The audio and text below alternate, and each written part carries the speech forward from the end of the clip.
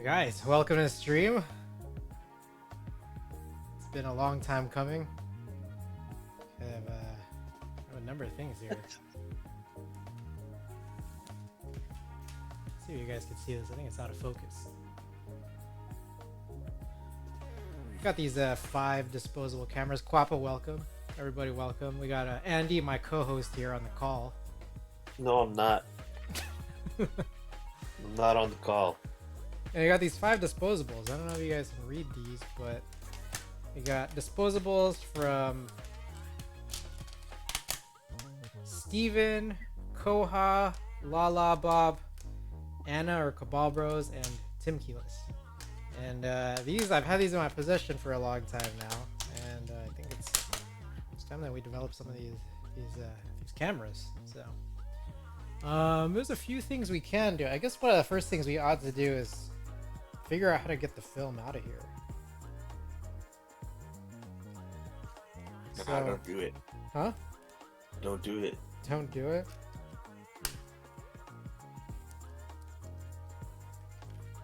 Alright, let's bet these are from bowling. Ah.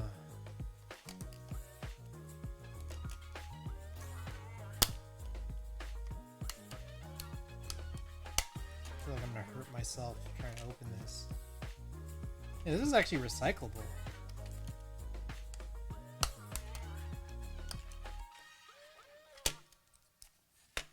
Alright.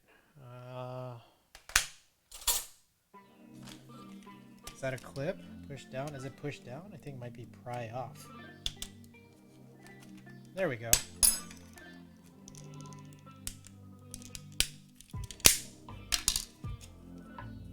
Oh, whoa. That leader is not fully returned all the way in there. That is surprising. Are these cameras you gave away? Yep. And I have been given them back. Wow. Okay, there's also a battery in here. Let's see if we can take a battery out. What's cool, what's funny about these disposables is that, like, they're powered by AAA batteries. And, like, you're never going to use the battery just by exposing 24 shots. So this is basically, when this comes back to me, it's like a free battery. Damn, you're scamming. Oh, wow, this is actually AA. Oh, nice. So I know Fuji. I think Fuji does AAA. What's your return policy? Yeah, dude, I was just scamming right here. You're scamming. Scamming hard. What's your return policy, Megan Bank? Oh my god! Someone didn't finish shooting this! Who is it? Lala Bob. Lala Bob didn't finish shooting. You gotta finish the camera roll then. No, it's like sorry. He did finish shooting, but he didn't finish rewinding it.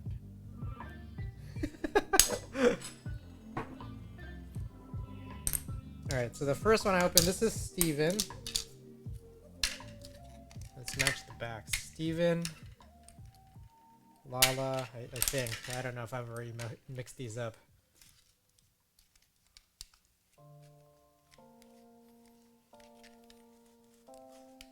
Get a bunch of free batteries. This is like the real come up. It's like I can now replace the batteries in my remote.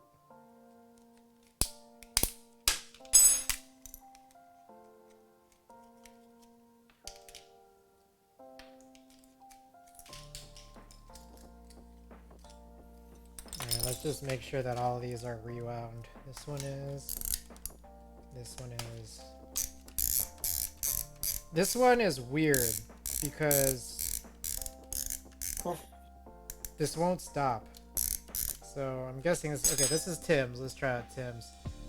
Chris, welcome to the stream. What up? What's going on?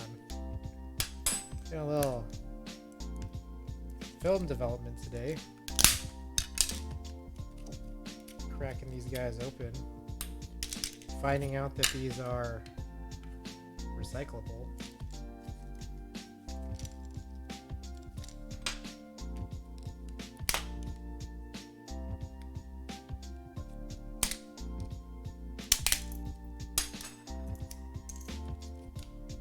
Stealing some batteries.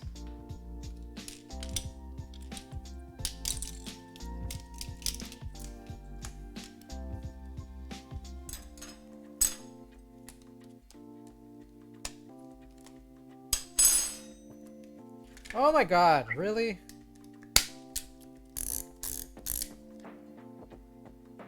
Wait, did Koha actually take any pictures? Okay, maybe he did. I see. So, I think some people have this issue of not taking the last one and then rewinding it, because it gets a little confusing.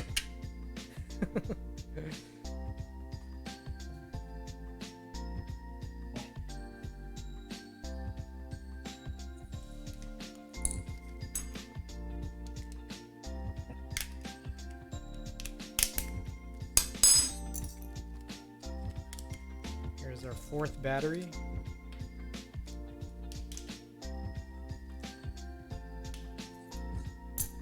What's the date today? It's the 6th? Who knows, man? It's weird how fast time goes. This one had it too.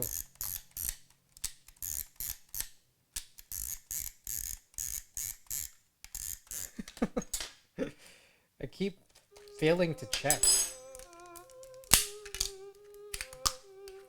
I watched a really bad movie today. What was it? It was a Korean film. I wish I could recall the name, but it was so bad. And for whatever reason, it was like really highly rated. And I got so upset after I finished watching it. Ah. What was it about? Did I spoil it? You're never gonna watch it. Well, I'm worried because like some people in here might think that, oh, it's, hey, I heard this was a good movie, I gotta watch it. Nah, I'm helping them. Well, I mean... Well, I'll just explain. Actually, no, that kind of spoils I think you should just find out the name first. Find out the name first. Alright, I'll find out the name after this game of Brawl Stars. And Thixius, welcome. Alright, so we've retrieved all of these rolls of film here. 24 exposures, yet somehow I guess it's listed as 27 in the disposable. So we got all these out. Pretty cool. I also realized I've wasted a bunch of time here because one thing I was supposed to have done was fill this guy up with some water. This right here is my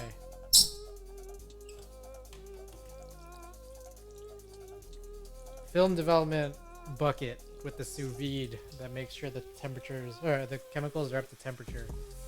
This is black and white chromogenic film. So normally black and white film can be developed in room temperature water or room temperature chemicals. But this one right here is black and white film that was meant to be done in color chemicals, which has a bunch of different advantages and disadvantages. But this is what I chose. These are the disposables that I had gone and sent out, and so here's where we are. So getting our dark bag here.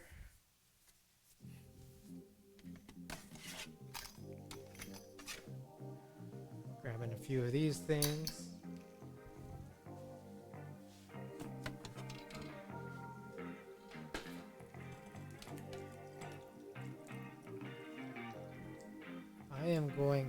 I need like a box to put all of this junk in. Do I have spare boxes? I should.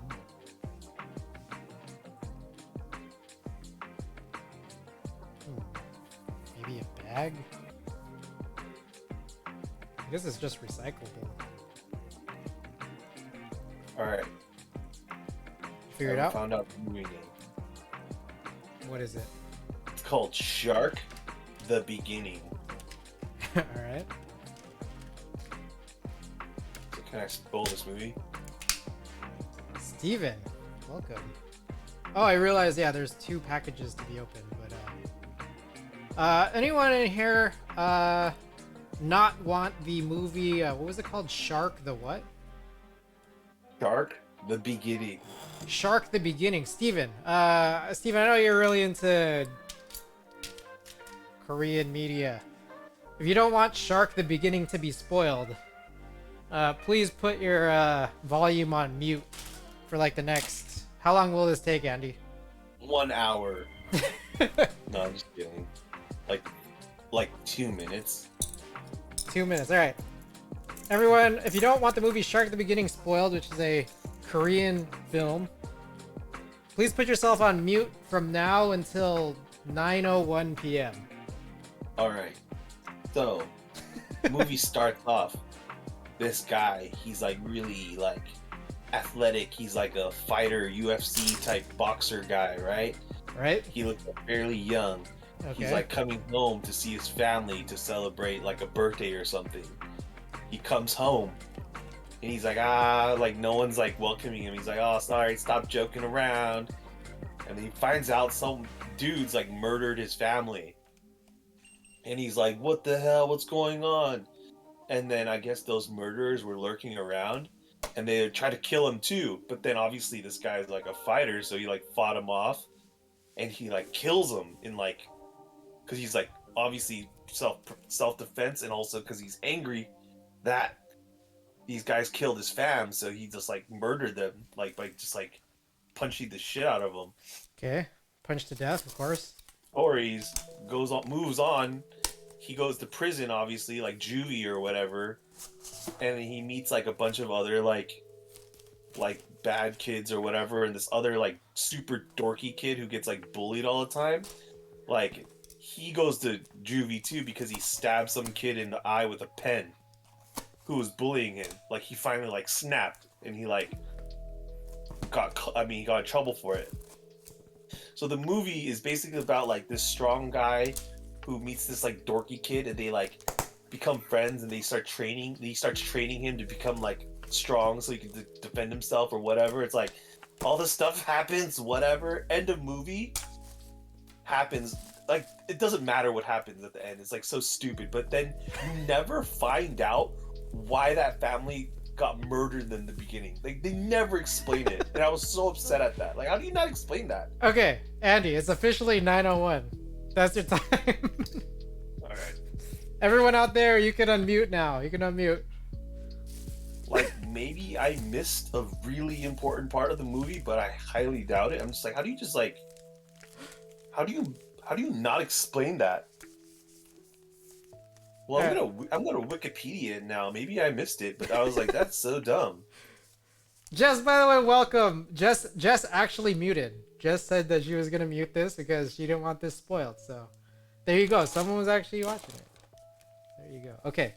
By the way, 2 packages opened. We got like, how many is this? Like 8 packs of Deskies films.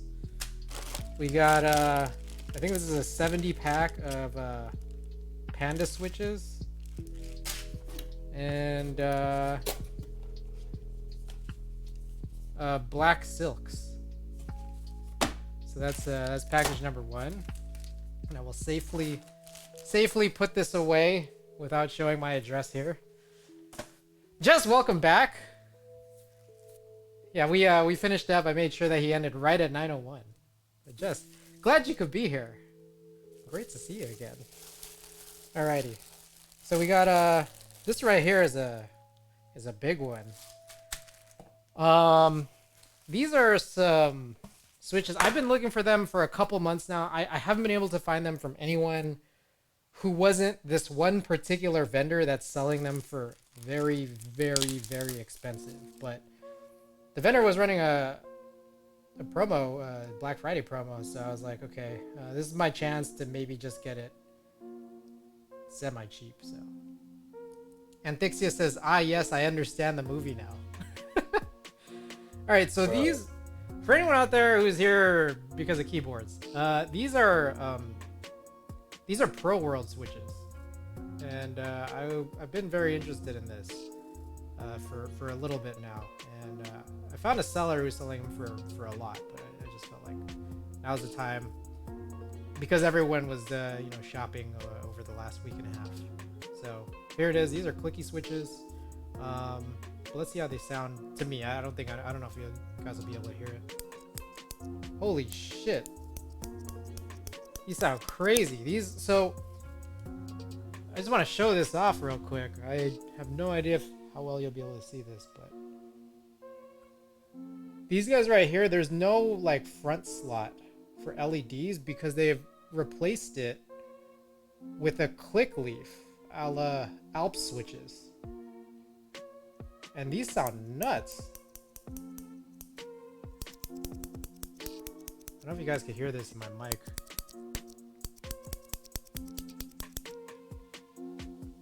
Huh. I like these a lot already, right off the bat. They sound crazy. Meanwhile, I also got this. This is an Alps opening tool that I haven't like seen before. But I think this might be helpful for Nexus switches. So we'll try this out as well. At some point. So, happy to get these. These are crazy. I'm gonna throw this into something nice. Alrighty. So, let's see. I'm gonna throw in. Let's see where to begin here. What I usually do is I lay down a bunch of paper towels just because this gets messy. The next thing I'll do is I'll throw a thermometer into the developer solution, and we'll just kind of keep track of this. So I know I've done this a little bit off screen because I need the space, but also because it's too short of the extension cord. But what we're doing here is we're trying to get these up to temp. So the chemicals are in individual plastic bottles, and the actual chemical solution is supposed to be at 102 Fahrenheit. Right now we are at about 88 degrees. And what I do is I keep the sous vide at about 114 because this is about the temperature that it's going to take for me to get all of these rolls of film into this light safe tank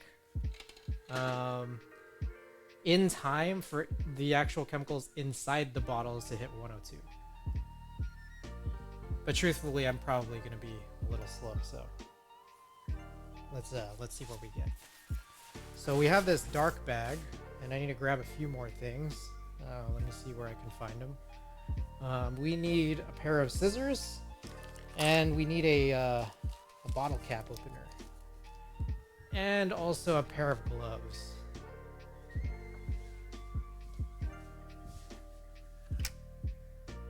Found one glove, found another.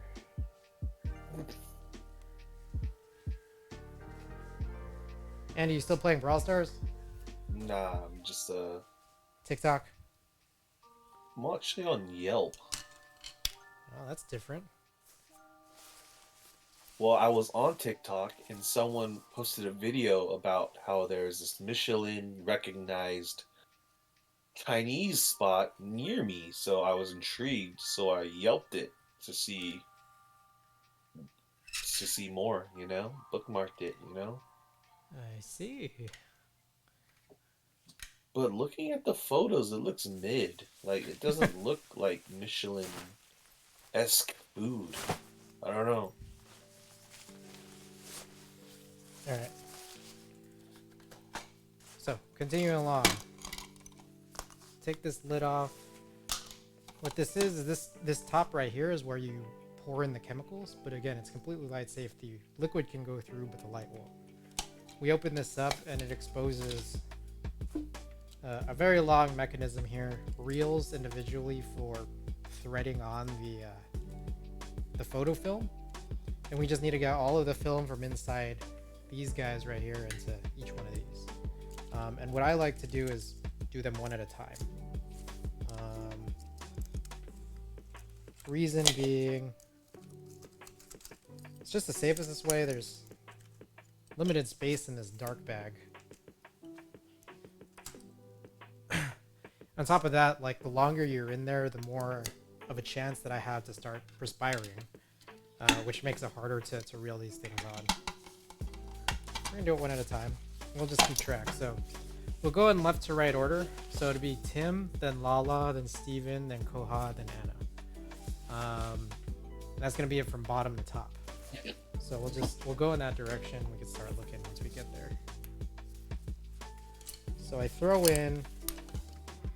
Let's see what I throw in.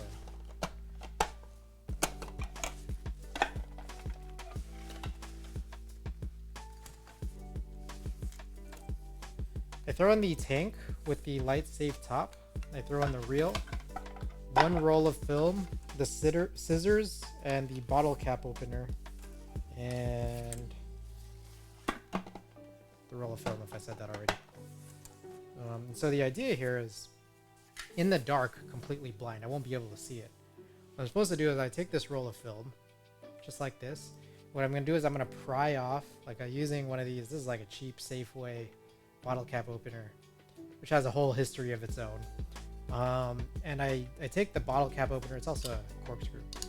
I take the bottle cap opener aside, and then I pry off the bottom of this roll of film, and the whole like actual photo film roll will come out of it.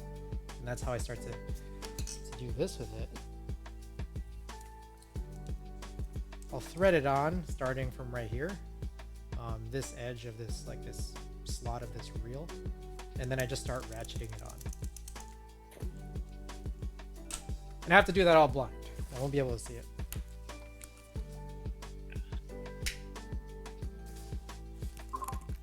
Did Andrew send in his camera as well? No. Andrew did not do that. Yeah, I thought you would save all of them till you got them all back and did it all at once. I feel Is he like the only one that didn't ship it back? no. There's I sent one to Mark, Splatoon Mark, and apparently he lost it. Yeah, that sucks. I think there were a couple more. I think there were a couple I sent to some friends here in San Francisco, and then I don't know if they've lost theirs. I haven't really heard back about those. You know what I realized? What's that?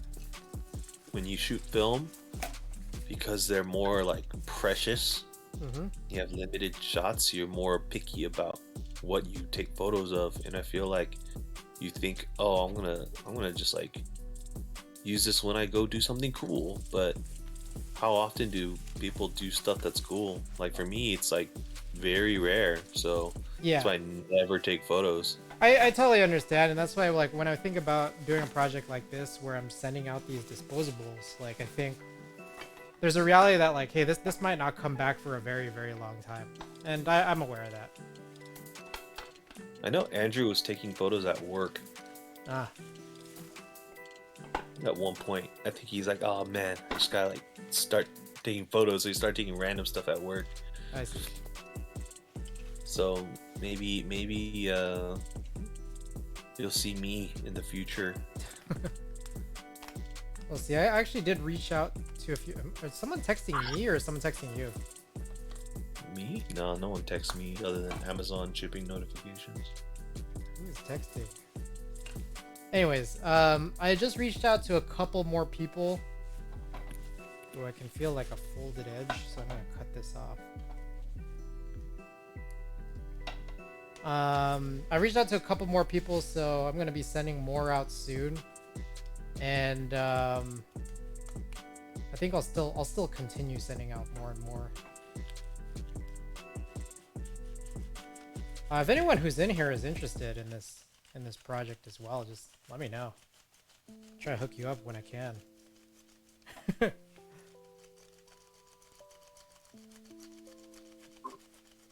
Dude, I love how like Twitter, or I guess, well, on Twitter I see like a lot of like animal related content sometimes, where it's like people post like crazy like unique animals or random shit, and they'll be like, check this out, and then the comments, I always read the comments, and they'd be like, I like love the ones where it says like they always say stuff like new DLC. Like, Wait, what? like Or like they just like they. Oh, I'll show you an example. Yeah, I don't know exactly what it was that you said, but you made me curious because. Here, maybe you could like play it on your stream so all these other people could see too. Ah, shoot! I got this glove wet.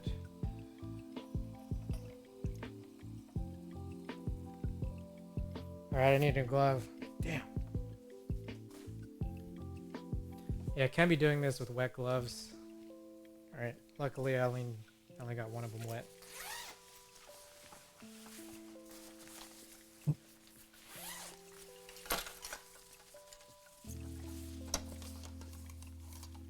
Okay, so first one in the books. I cut off the end of this roll just because this fold was gonna make things pretty impossible to reel on. And here it is. Pried that off. There you go. We hit the end. We just make a cut. So that's why we need all this stuff in. So we're gonna keep this tank now that we've got some of the trash out of here. We're gonna keep this tank in. We're gonna keep the scissors and the bottle cap opener in. We're gonna throw in Lala Bop's and Lala Bop's roll as well as this new reel. Throw that in there as well. One other thing to mention is that this is a double zipped bag, just to be extra sure that we don't get any light leaking in. So zip 1, zip 2. I realized that was probably off screen, but I'm gonna go look for another glove.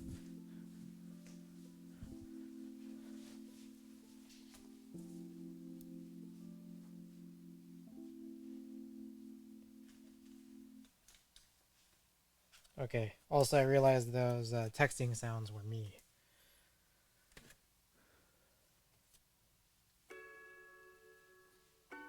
Alright, found another glove.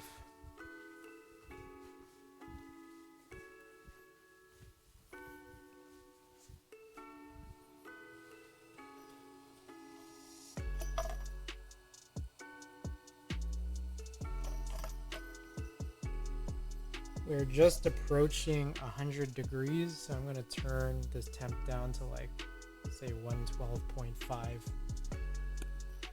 Just so this doesn't heat up while I'm still continuing to put some of this film onto these reels. Also, Andy, you said you sent something? Yeah. Is it critical that we look at it now? Definitely not. I don't think anything I send is critical. Is it critical though?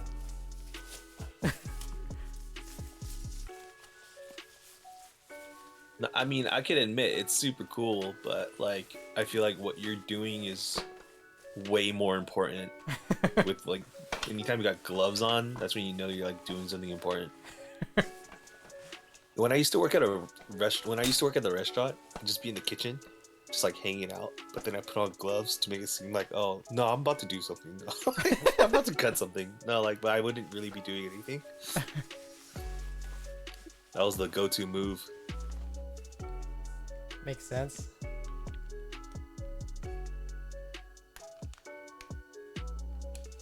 All right, pry this open. Get this out of here. Let's feel for the end. Is there a fold? Yet another fold. So we're gonna cut this off. Dang, you got that method soap, huh? That's the foamy stuff. That's the good stuff. I try.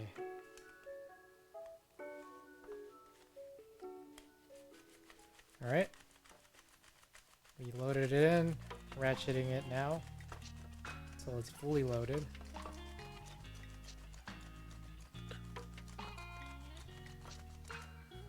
All right, we hit the end and take the scissors again, cut the end off.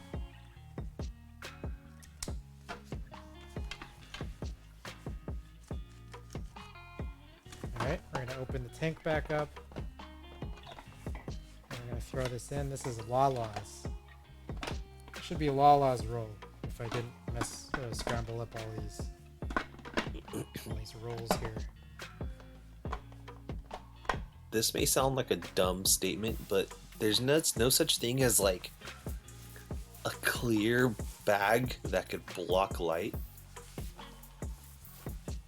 I I kind of doubt that. I don't know though. Yeah, I'm not entirely certain.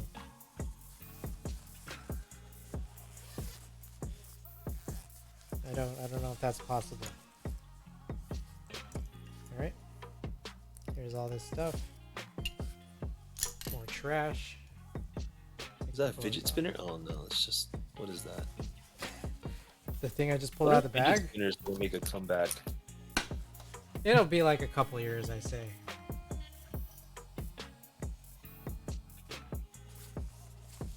I remember I would go to this like little gift shop inside of a Japanese market, Mitsuya, and then they would have like crazy fidget spinners on display, like behind glass, and then some of them would be like $50, $70, and then like I just like want it so bad, but knowing that it's probably the dumbest thing you could ever buy, I was so tempted. I remember at my office, there was someone who was like really pushing the fact that he had this like fidget cube, and like every face of the cube had something you could like do something to. Like there'd be like a button on one side, like something that you could roll on the other side, and there's like 4 other things. He's like, yeah, I got this, like he was like so certain that it was like more advanced than a fidget spinner. Man, that sounds crazy. I want to know what it is. How do I find that? It's just like a fidget cube. I'm sure you can find it. Damn, that seems like... Oh, this is dumb. Nah, this ain't it. That's not it? This ain't it. This shit's lame. Hey, send a link in Twitch chat. Of what the fidget cube looks like? Yeah. I've seen this shit. It's just, like, I've seen it and I've not... It looks like a miniature Bop It. I have to send it in the Discord? No, Twitch. Or were you watching Twitch? Can I send stuff in the Twitch? Of course, there's a chat box on Twitch. As Oh. long as you're logged in, right? Okay. I mean, here it goes. Yeah, I didn't know you could like send links. I just thought that was like an illegal move. It's legal for VIPs, and also legal for Oh. regular users too. I haven't disabled regular users from sending links. Yeah, oh my goodness. Oh, dude, this one. This fidget spinner was the shit. This one spun forever. It was like a luxury one. It was like made of like fucking titanium. Alright, I'm gonna open both of these up in just a little bit. Okay. Just loaded up this third reel. Put that into the tank. Light safe. I think we're good to go on number 3. So we're more than halfway through.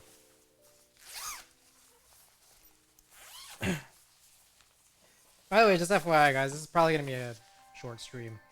Like, I don't think this is gonna go on for more than an hour and a half. Rare short stream. Alright, here's our remnants, as usual. 3 times the charm. Alright, let's open these up. Let's see what you sent over.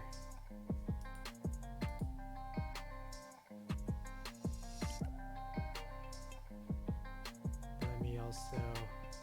I will share this on stream, but I'm just trying to be sure to not show anything too crazy here. Alright. This is the fidget cube. It's a Bop It, basically. And then let's check out the next one.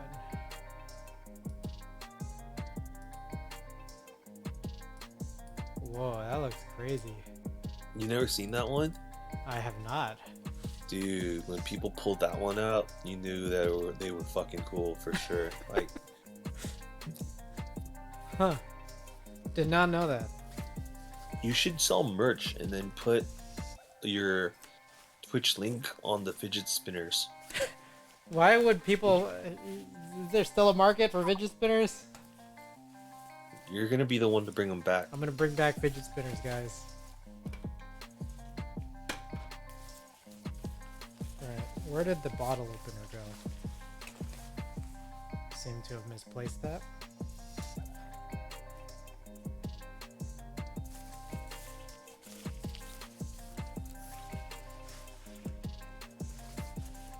Oh, there it is.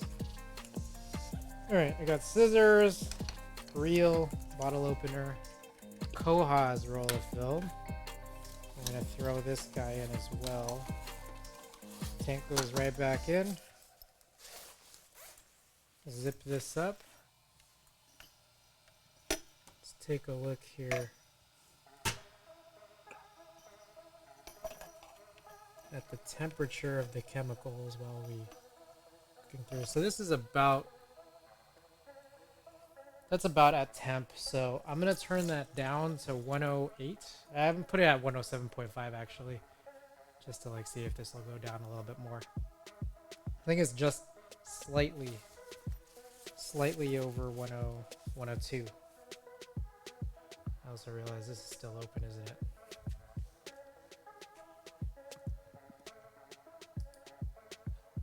Bing bong. Alright. Zipping this back up.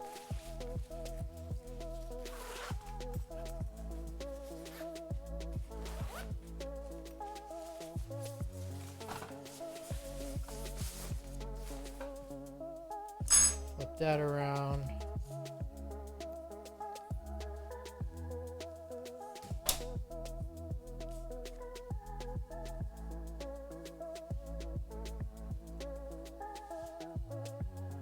Gloves back on.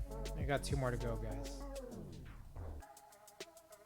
So in this stream, you're just gonna develop the film. Yep, just development. So this When should. when are you gonna scan everything? Wednesday.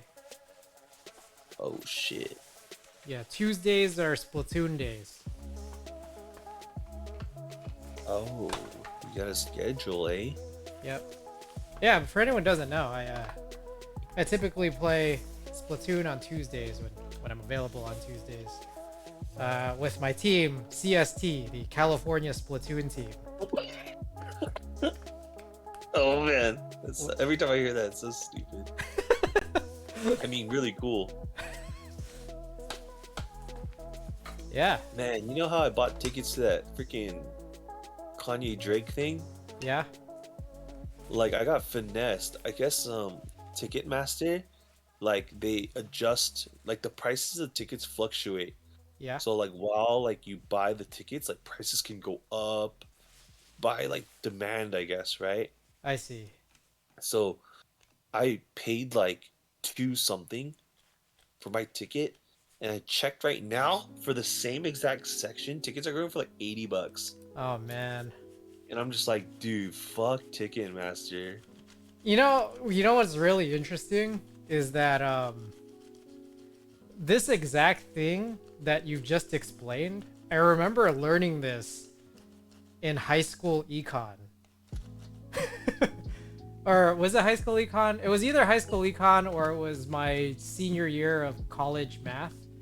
That was partially an econ class, where they were explaining like, this is literally how they are trying to like maximize revenue at Ticketmaster.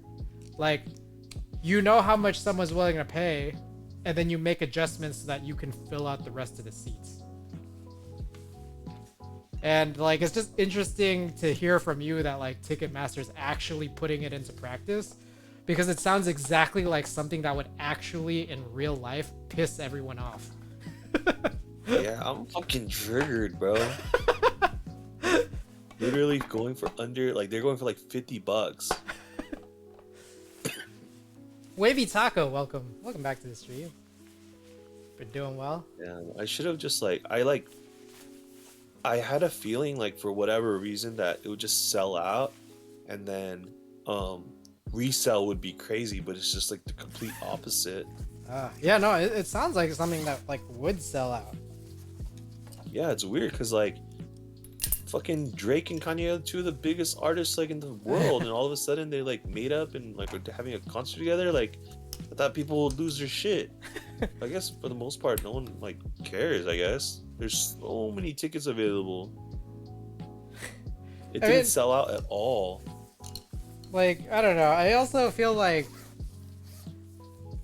the way things have kind of unfolded with the Kanye Drake thing, like how they've made up, is super suspicious. I don't know, like I feel like it was a fake beef all along, anyways. no, I mean like I don't know, like did you see like it's just like it just seemed like I don't know, Jay Prince is like holding Kanye hostage or something. Like, did you like see some of that stuff? Not really. Like, did you see when like Kanye made the announcement with Jay Prince standing next to him? Oh, he looked. Yeah, I remember seeing that. It was like awkward. Like, it looked like I don't know. They had a gun to like his kids' heads off camera. Like, well, I don't know. Maybe it's just me. Lala Bob, welcome. We loaded up your role. Second from the bottom. You're second to go in. We're now putting in Anna's. This is the final roll that's going to go into this tank. So working on this now. Like I mentioned, Anna.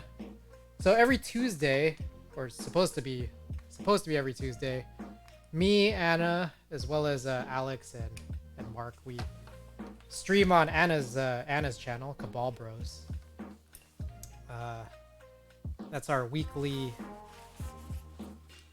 CST Splatoon 2 team practice stream every week. So tune in if you guys are into Splatoon.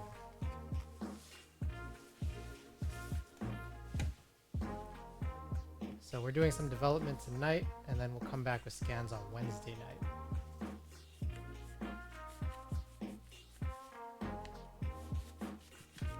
Lala, I don't know if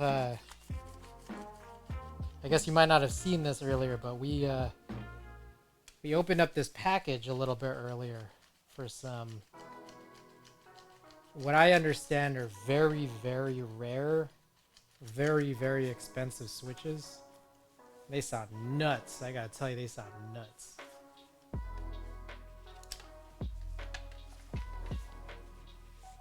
Pro Worlds. I got Pro World clicky Switches.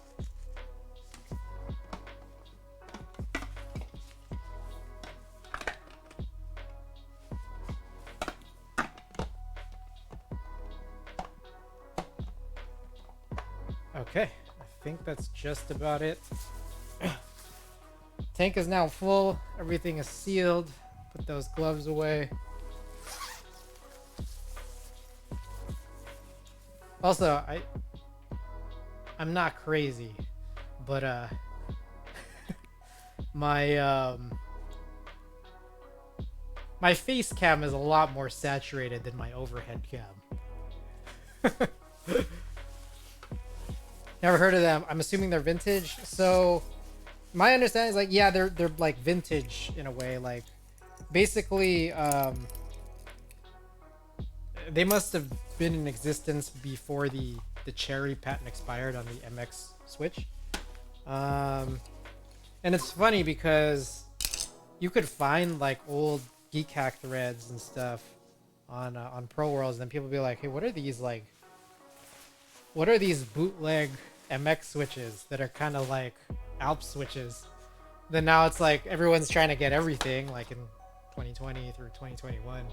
So it's like the fact that these have existed has become kind of like a commodity, like a luxury item. So they're now like pricey, even though they were once considered like fake clones. But yeah, they're pretty nuts. They're basically MX, but like the front, how there's slots for like LEDs and stuff, that whole thing has been covered up and replaced because What's instead in that slot is a click leaf, like Alps. They sound crazy. Check this out. If any more keyboard people stroll into this stream, I'll probably be whipping these out, but this is a pro world. Check this out. Try my best to show this. So the front, there's like no front slot, and there's a click leaf there. So if I'm gonna hold this up to my head-worn mic here, this is what it sounds like.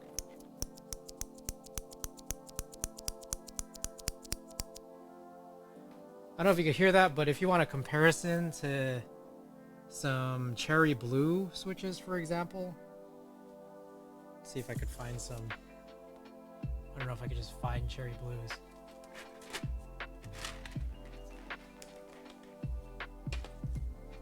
Wonder if it'll interfere. Well, we'll see. We'll see. I'm curious.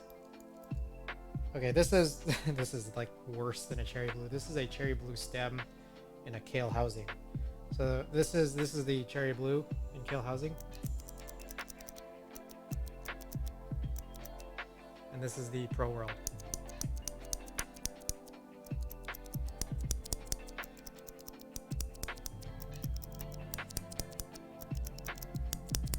I realize there's also music that's hard for me to turn off from here.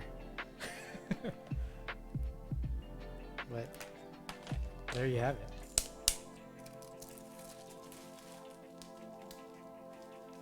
Alrighty.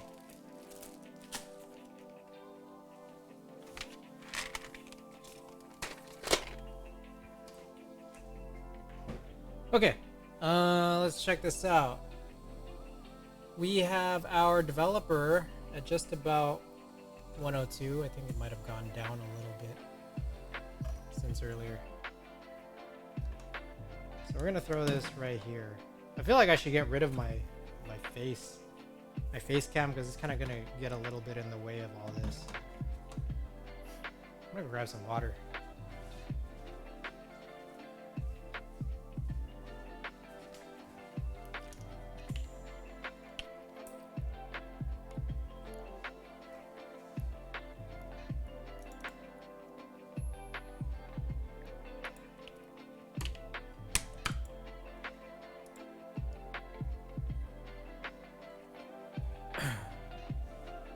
All right.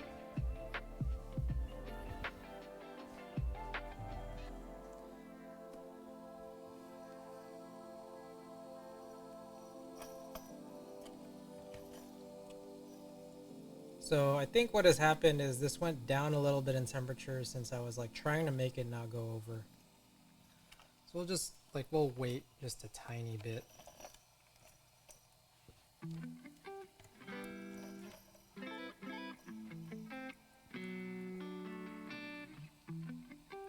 It's like almost there.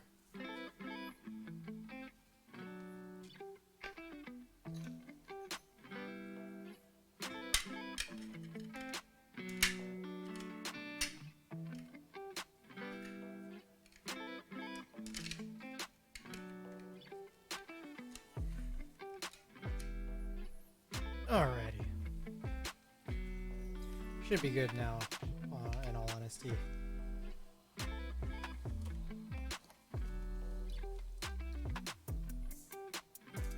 Okay. So, I normally like to push a lot, but I will probably not push as much as I usually do. Maybe I might, because these chemicals are a little bit older. They're about a month old now. I've done about 9 rolls, and this is set for 16 to 40. So let's just set this at a solid 550 starting now. And what I'm gonna do is I'm gonna agitate this just a little bit. It's just like a little rod here that'll allow me to spin it just a little bit. I'm gonna wash this up. So while it's like that, I take this lid, just try to get out as much air out of it as possible. Then I take this guy, my trusty guy right here, This right here is my motor base. My motor base allows this to agitate without me having to do anything. What I do, there's this little motor here that's triggered by this pedal. And as soon as I set this down, it just spins on its own. And it needs to agitate because you need to make sure that you constantly have like the fresh portion of your chemicals like being able to touch and interact, react with what's on the film in order to get the exposure to turn out properly. So I'll throw this here, get this in there. Let's see, I guess I'll throw away some of this junk. So we'll go this, I just set this pretty arbitrarily here. I typically go like 608 if I'm trying to push heavy. But you actually need to put it for, you know, higher temps or higher amounts of time as the chemicals like age and as you use them more. So I put 550 because I don't want to push so much, but I still put it pretty high in comparison to doing it like 330 or 430 or whatever, because it is a little bit older, but I did want a little bit of a push on it.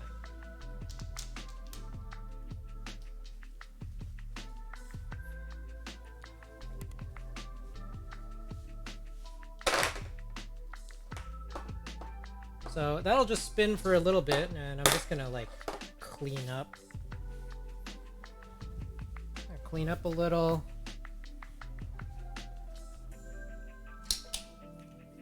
So we sort of get ourselves squared away. So about 2 minutes, 2.5 minutes have elapsed so far.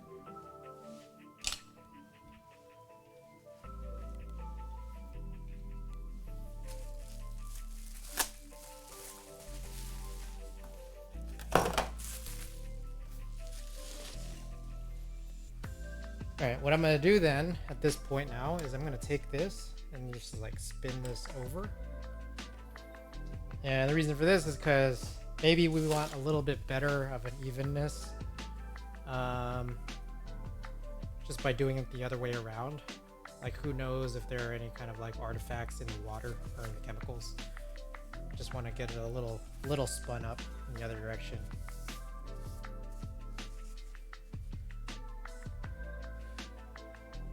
This tank sometimes gets a little wet when I have it in the sink here. So what I'll do is, like, because this is spinning for me automatically, I'll just take a little paper towel and just dry it off just by holding it in place.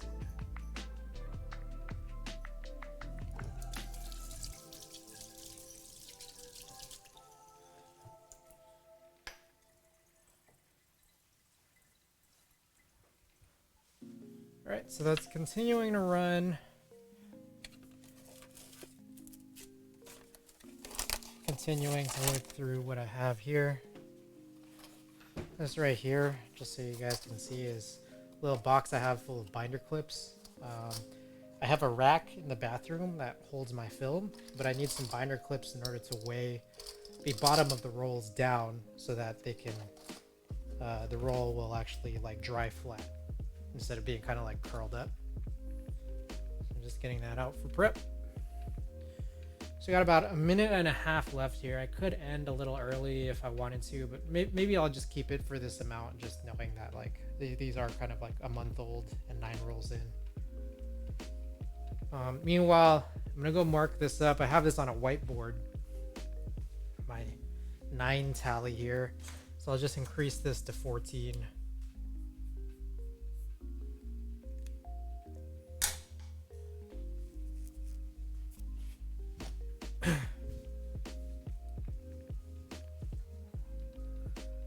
I have, I think, 3 rolls. I think I have 3 rolls just like left. And then I have another roll inside of a camera right now. And so I won't be able to do a 120 and like reasonably do this like all together. So I'll probably do another 35 at some point. It'll probably will be of keyboards, but I'm not 100% sure yet.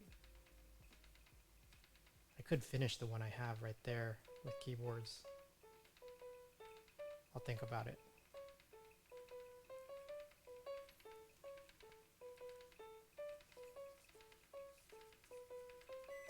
Oh, wow. That minute and a half finished faster than I expected.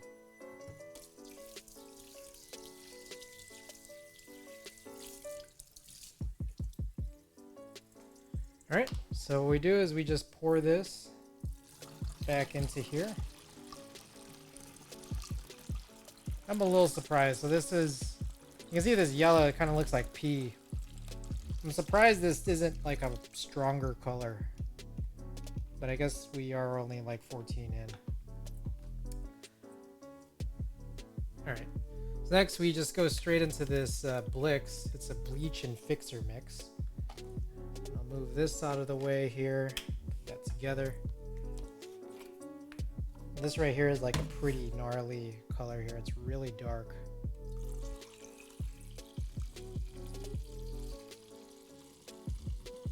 And this one is just a flat. We're gonna run this for 8 minutes.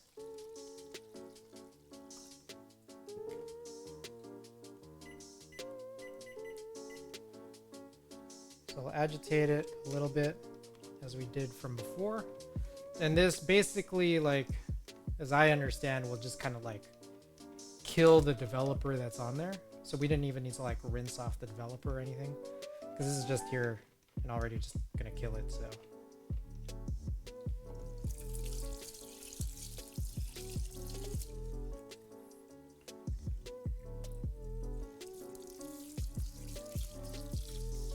alright, so the timer's been set for 8 minutes. We've already elapsed like 30 seconds. And we're just gonna close this back up and just do the same exact thing. We're gonna get it on back on the motor base. We're gonna have this like auto agitate, and we'll flip it like side to side just kind of throughout.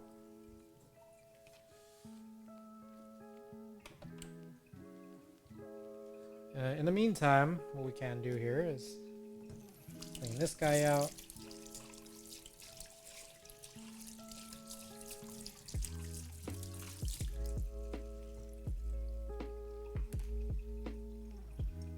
Lid this back up.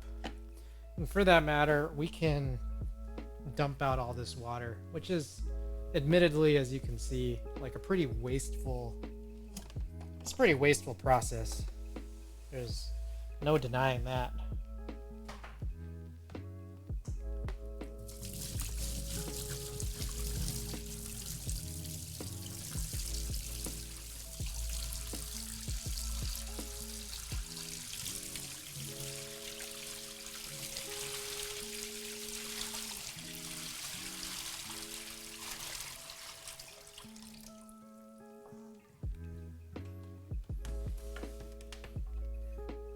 What I've sometimes done in the past is I'll save this sometimes till like the next day.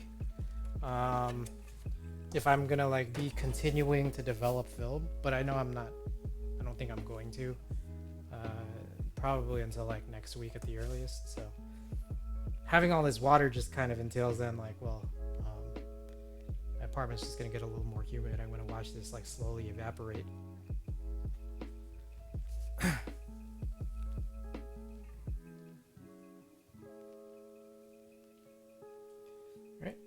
Again, we can just kind of dry this off, all this like extra moisture here. Get this back here into place. Pull out a few more paper towels.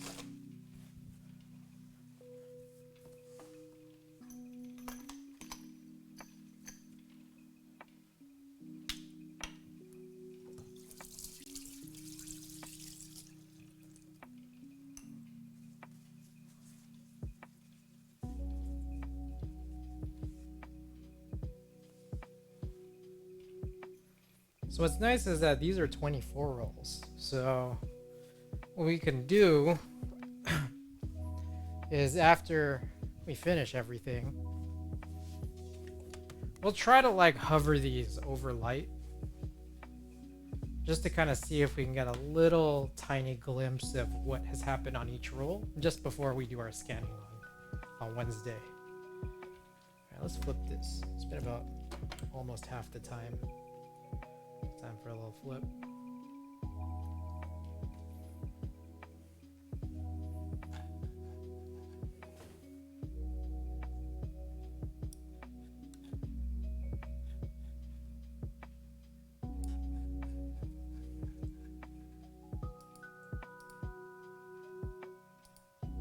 I have a trackball over here.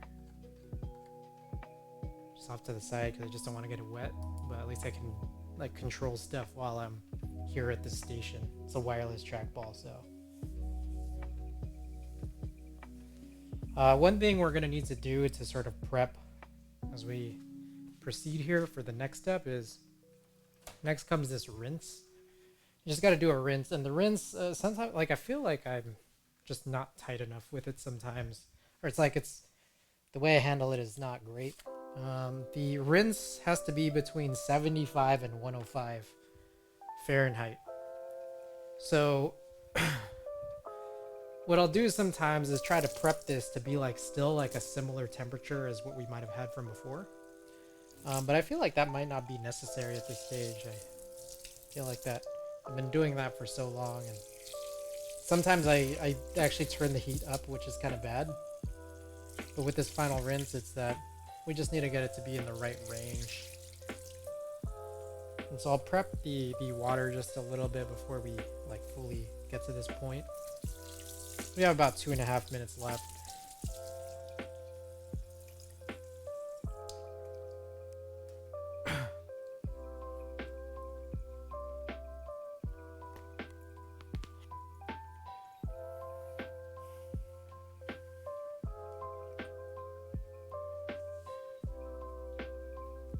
Where did you learn to process film? Just pretty much online. It's interesting. C41, I think people have a little bit of trouble with, like color film. And this is not color film, but it's black and white film that still follows the same process as color, which is not super common. But people have problems with color because keeping temperature is hard, but it's not that hard when you have a sous vide. Black and white, a lot of people like doing more easily, but the funny thing is that like it's hard to actually find people's step-by-step processes on black and white online, despite the fact that everyone says it's easy. Like, I would say it's kind of similar-ish to keyboards, but I feel like keyboards is much more of a, you could kind of easily find it because it's the internet, and keyboards are a very internet thing. Trying to find specific details on things that you can or want to buy for developing, say for example, black and white film it feels a little bit hazier in my opinion. But yeah, I kind of learned it basically online. Like I've done like some photography stuff when I was like in elementary school, but it's been like a while since I've could actually remember that. So when I Google it, it's a little bit different.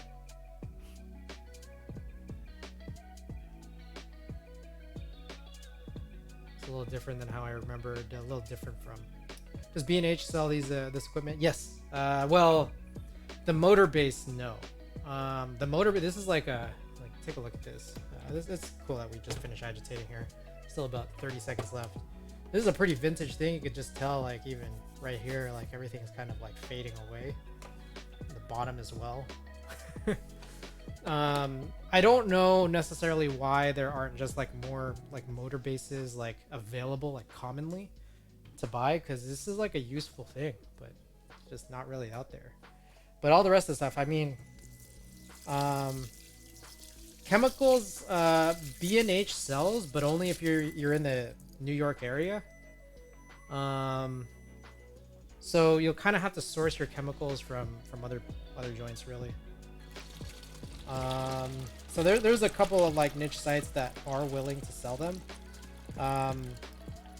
I used to just buy them online all the time until I realized from Kevin's He Dam that I live right next to like an actual camera shop that sells photochemistry, and so I don't even have to pay for shipping anymore. I don't know why I didn't just go there for the last 3 years, but I went there last time around, and there you go.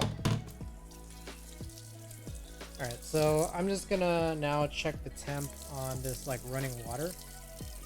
And the deal is, this next step is just a water rinse. You either need to let running water flow through it for like the next 3 minutes, or you need to run water through it, like clean water 7 times and then just pour it out, which in my opinion pretty much coincides with about 3 minutes. Maybe the seven runs is a little bit faster,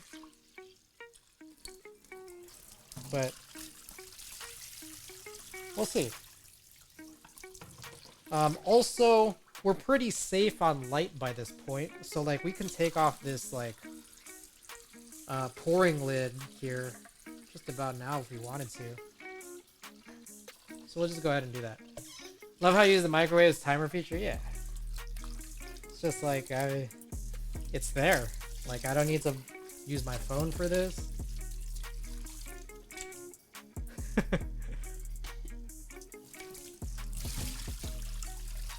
What number was this? 2 or 3? I think this was 2.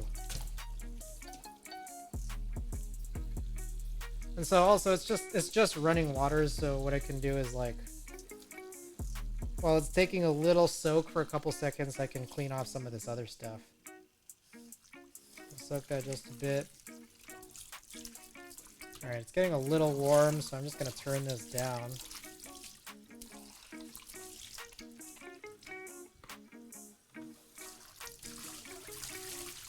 I'm worried that that got too hot.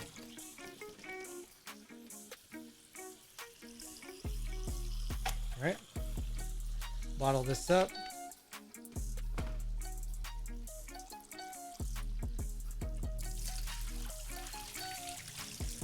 Four, I think that's 4. So yeah, I think overall, like, just the idea of developing on my own, I think is like significantly more cost effective than me going to a shop. But that's because I shoot a lot. It's not going to be quite as nice if you're not shooting super frequently.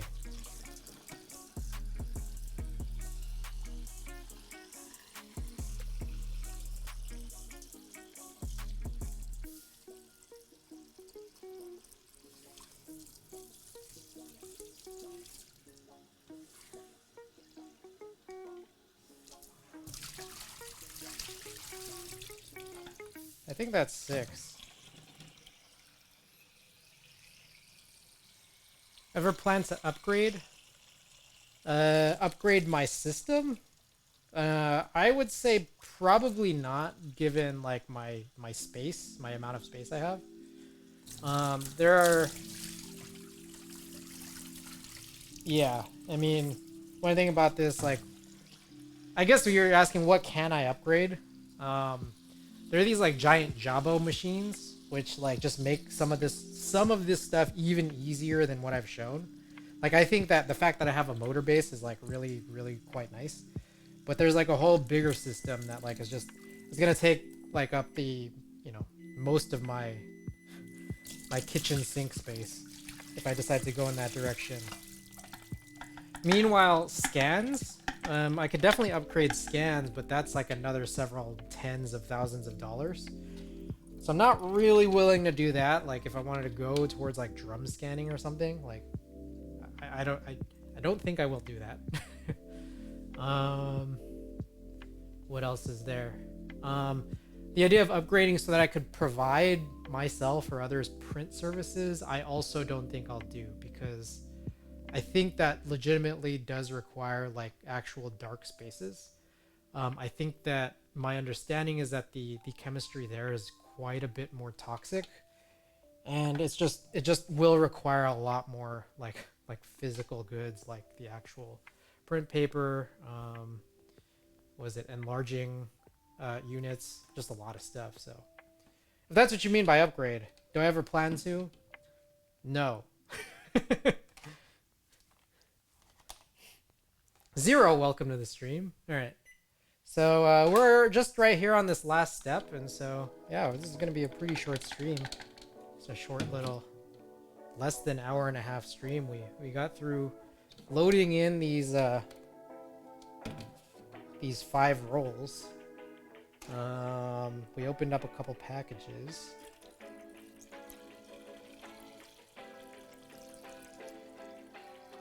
And yeah, we developed this film. So I don't know, I can continue if you guys like care. I can like continue stream to be like a little bit longer if you guys want me to. What I was just mentioning a little bit earlier was like I could just like take some time to shoot some keyboard photos, and they would really just be very, very basic photos, like, you know, over this white counter.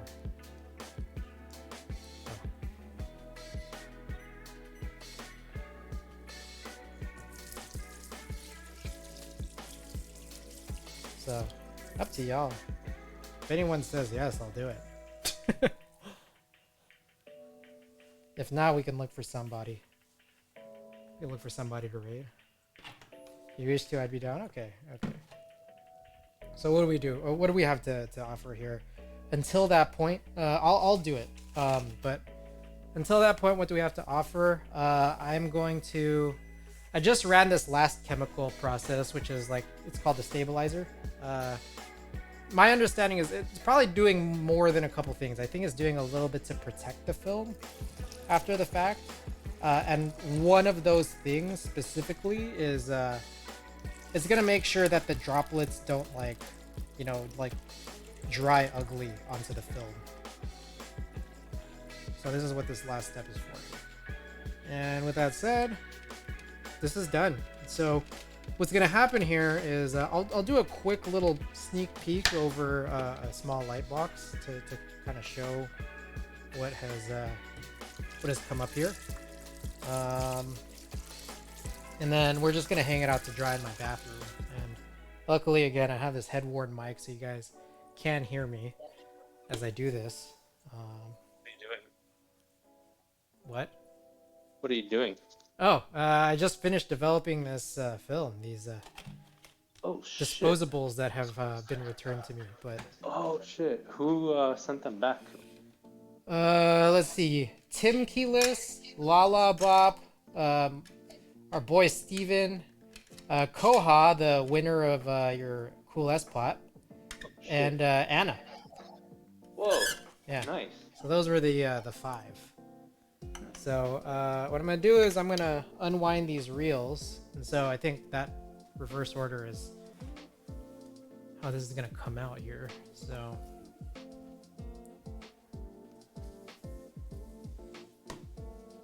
let's try this out.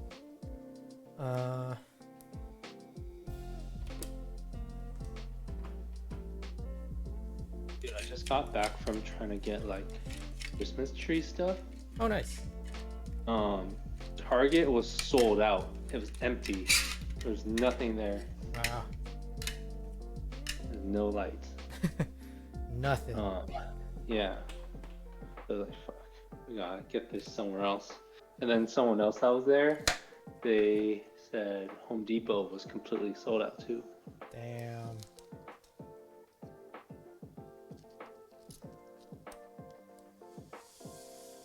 Do you think it's people that make those like Christmas lights that dance to music? Are they causing the light shortage? I think so.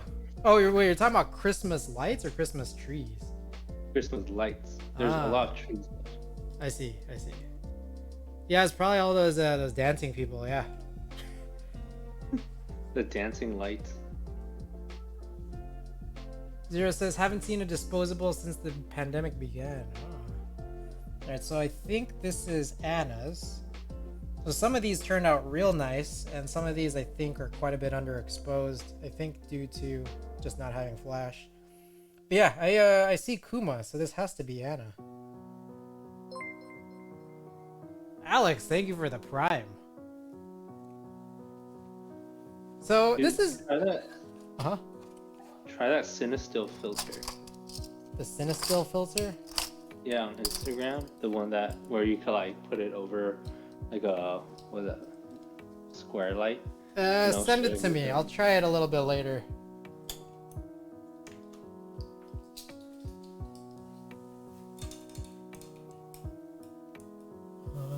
Hang on. Okay, so we're in the bathroom here. We're about to hang this. This is Anna's.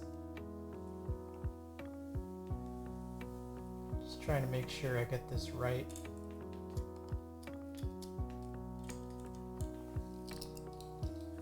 These are nice. I like these 24 rolls. They're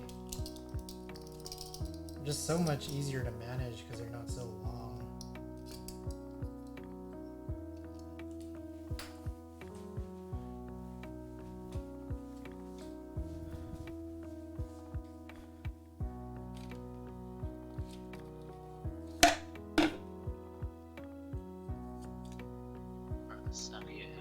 You found it? Yeah.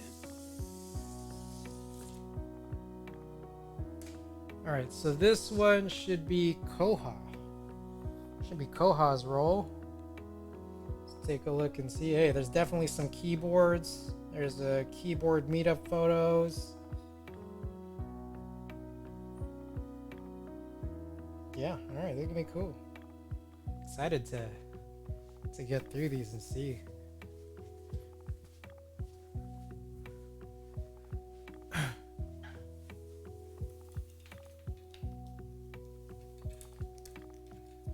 Use your rolling machine. What's up? You use your rolling machine. Yeah, the rolling base, yeah. That's cool.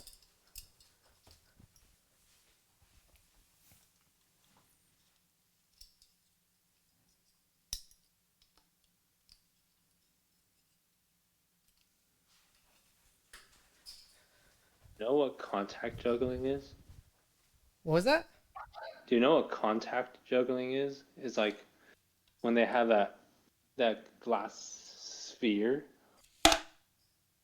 that like people like kind of roll it around in their hands and it looks like it's levitating. Oh yeah, wait. Is that the same thing as fushigi? It might be. Is that? I don't know. I remember Andy and a couple other people were like really laughing about fushigi. Fushigi ball commercial. You're about to be best brothers. It's All right, this Yeah, is it is Fushigi. Yeah, fushigi is the same thing as contact juggling. yeah. Ah, That's just like a name of it, but I see. contact juggling is like the common name. I see. But you should get one of these balls and put it on your roller thing. I need a pretty big one, I think, but I could. Yeah. I think the roller thing is more for cylindrical things. Oh, maybe they have a cylinder Fushigi. All right, so this is Steven's roll, and I can definitely tell because there's a picture of Albert and Esther's dog Kobe. Here's a picture of his asterisk. Albert and Esther's dog Kobe. Steven, welcome back. Also, Steven, like more than half your roll is like, I think you needed to use Flash. Dude, I bet he took a picture of his ID so he could dox himself. Is it Steven with a V or a PH? And then he just says his whole name.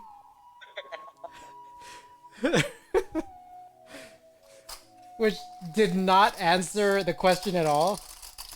It was actually more useful.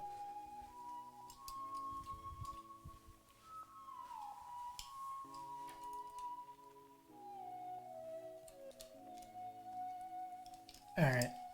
Hanging Steven's up. Are you getting a Christmas tree? No, I'm not. Is Ada? I don't know. We hadn't really talked about it, but we've been talking about putting up some string lights because I think she got some string lights. Nice.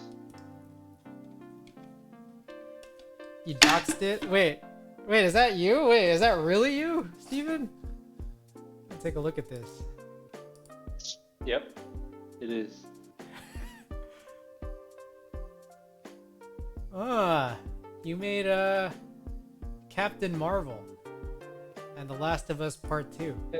Don't you remember from Shameless? Yeah, I do. All right, Lala Bob, this is you. You're up next.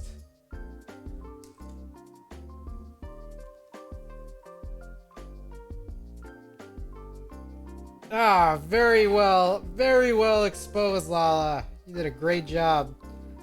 I think pretty much every photo came out, unlike the previous couple. Well done. What if Steven actually just took a bunch of pictures of Benz's?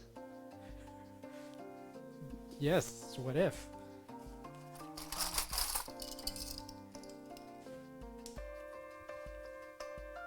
Alright, hanging this up.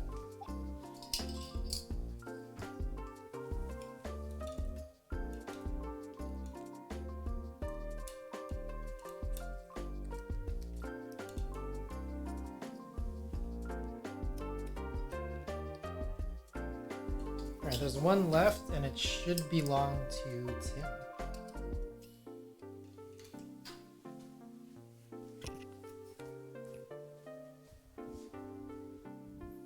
Half of those are Koha's.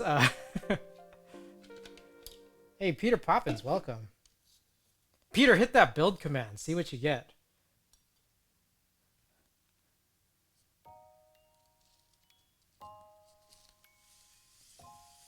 And welcome, by the way. All right, this is Tim's and the last of the evening here.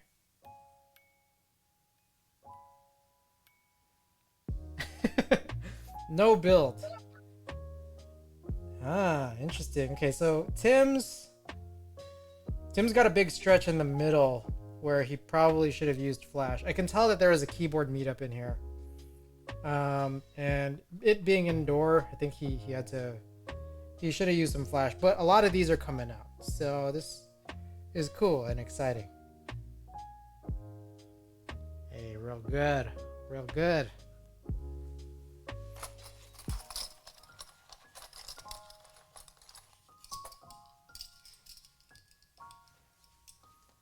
Okay, hanging up this last one here.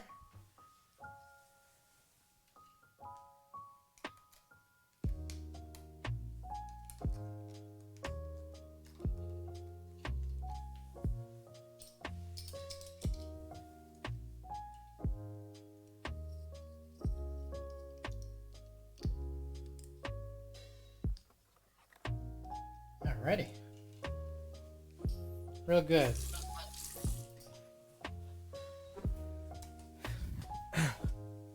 So, at this stage now, what's the plan? I'm gonna do a little cleanup, and then we'll see how much space we have to just try to kill, I don't know, kill some photos on this roll here. Let me try to plot this out in my mind.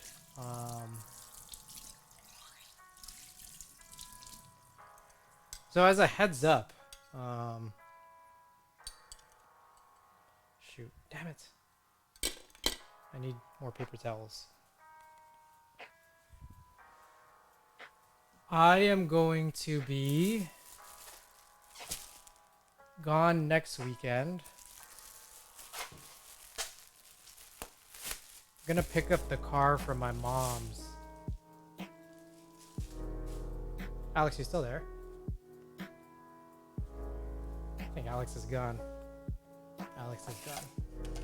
All right. Well, I'm still gonna think out loud. So I'm gonna be gone next weekend. Pick up the car. Then we're gonna take a little road trip back home. I have 3 rolls ready. I have about. Let's see how many was used on this. A half roll finished on this T3.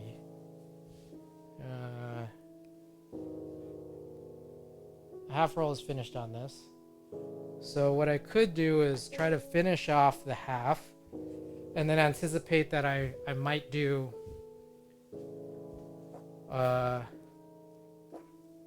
one roll while I'm away. Alex, thank you for the redeem. I'm gonna get a little sip of water here.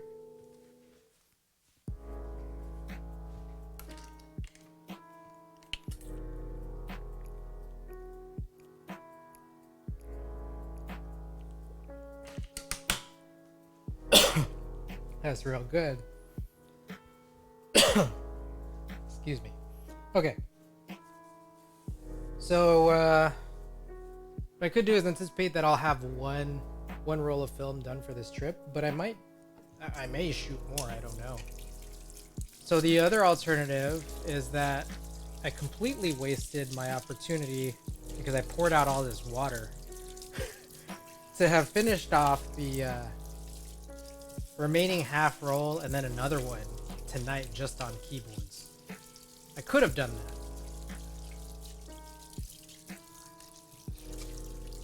I could still do that. There's nothing stopping me from doing that.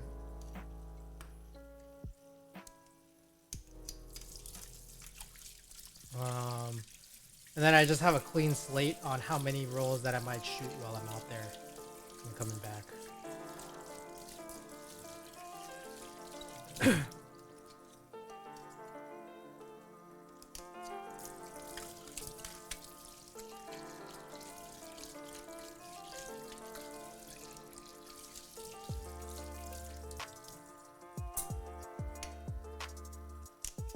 Alright, so we're just cleaning off some of the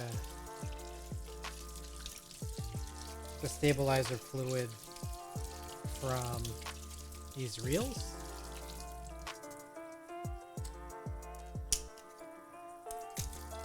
And we're going to clean out the tank as well.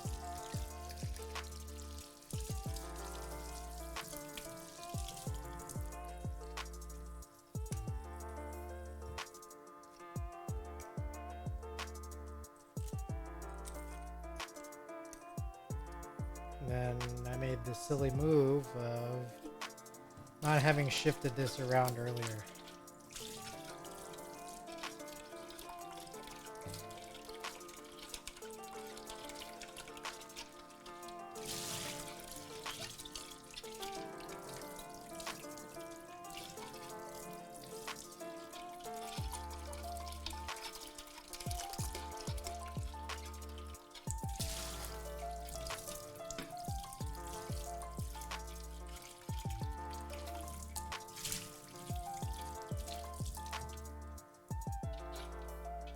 So it was a pretty cold day today, but I've been spending a lot of time. I did some dishes earlier, and I've been doing all this stuff here with hot water, so I'm pretty warmed up at this point.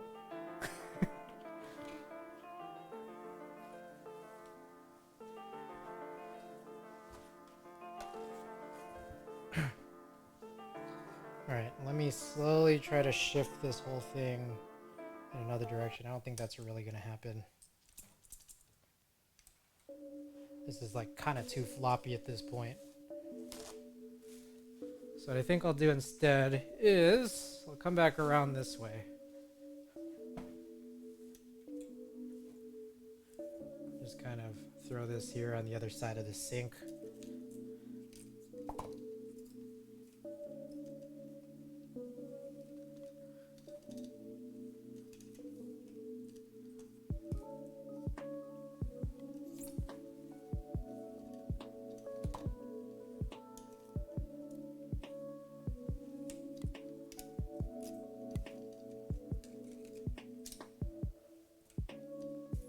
Alrighty.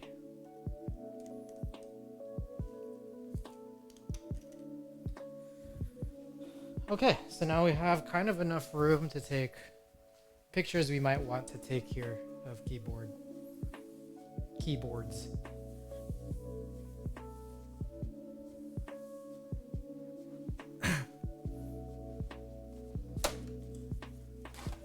Dry this down just a little bit more.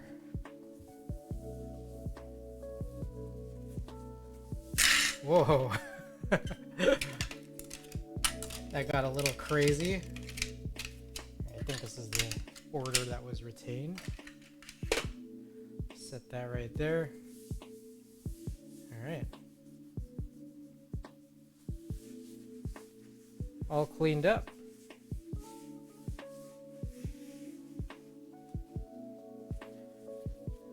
Okay. Let's take a look and see if I can figure out.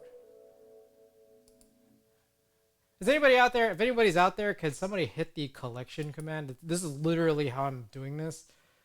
I need to look at my site to figure out which pictures I need to take. Lala, thank you so much. I didn't want to go walk all the way over there to my keyboard, which I eventually will anyways. Let's see.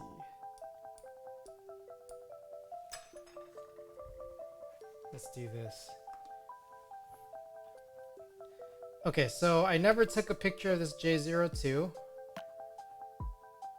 Neither this honeyboard. I think I did at some point take one of this honeyboard, but it came out all messed up.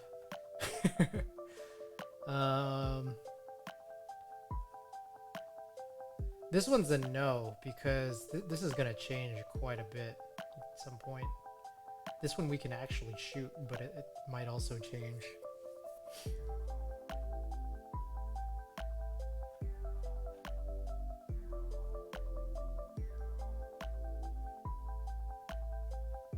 Brutal? We could do the brutal, but like a bunch of these I'm planning on doing rebuilds of. So that's why I'm like a little bit hesitant. Like I definitely want to. I just did a rebuild of the D60 and also the Polaris previously. So I might opt to take pictures of these, and then some of these it's like I just want to redress, like I want to dress them back up. So that's what I could do. Like the Switch Couture Alice, I kind of want to just dress this back up so I can have it look like it's white on black, which I can do at this point now. Maybe we'll do that. It's like I can reshoot these. The PH60, I think I may have blown this because I ended up shifting all of the keycaps that were on the PH60 to the J02. So this is gonna have to stay looking like while it's built, the only photo I have of it is unbuilt, or I could shoot it with no keycaps on. I could do all of these for that matter.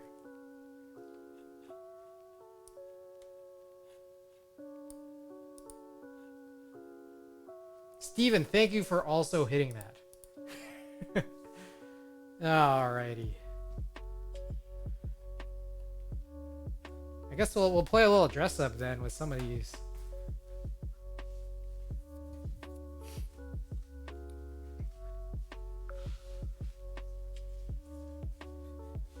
Like yeah, I'm not gonna lie, this has always bothered me, this Switch Couture Alice, because I wanted it in black, but personally, like, to be perfectly honest, I really honestly think that black keyboards don't generally look good with keycap sets that I guess there's nothing doxing me here, I don't think, but this is like a accessories box from a monitor. I think black keyboards typically look best with black keycaps, but I was running Striker on this for so long, pretty much solely because this was the only board at the time that I had like Alice compatibility for.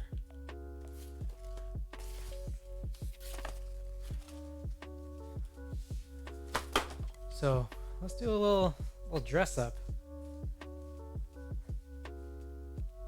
Grab a switch puller. Grab a little tray.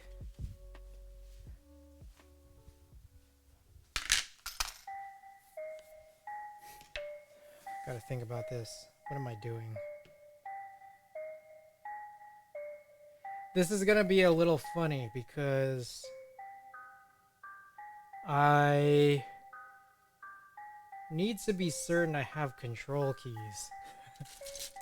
That's the funny thing. This is a Ziploc baggie of the white on black I just pulled off of the D60. And I have no idea where the control keys are. They could very well be in this box that I'm trying not to use to dox myself.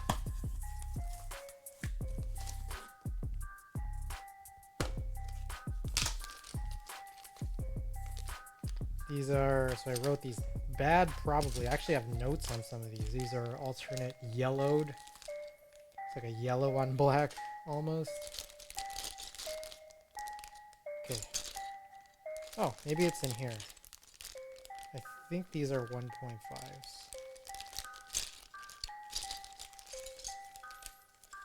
I'm gonna spread this out. I really, really wished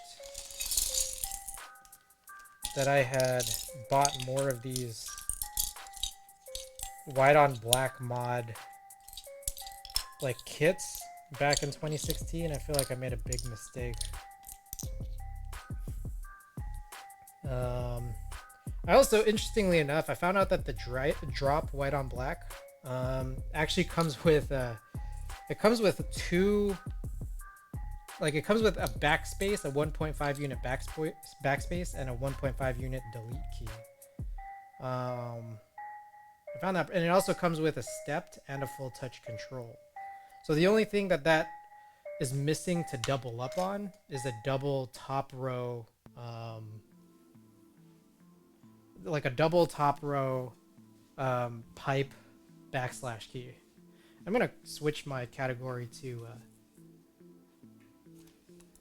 keyboards.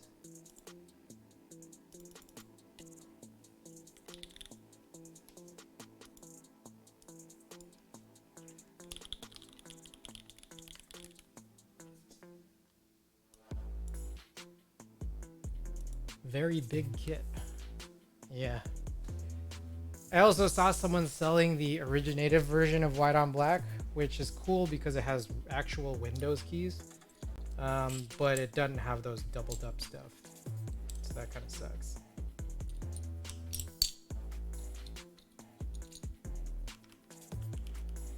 Alright, I mean, I guess this is it.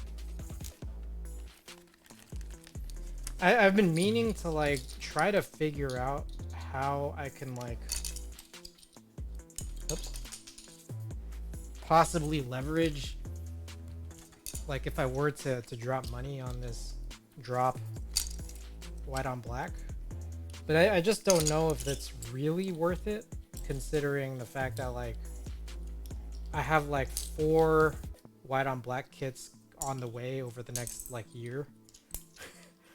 And I'm thinking of getting like another one on top of that with JIS coming out.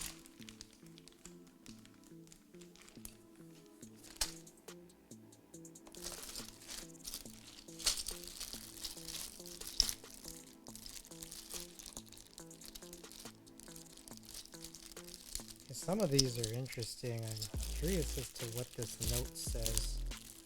It's very hard to determine. It just says 105 good. This is from an 11900 for 6.25. This is a numpad.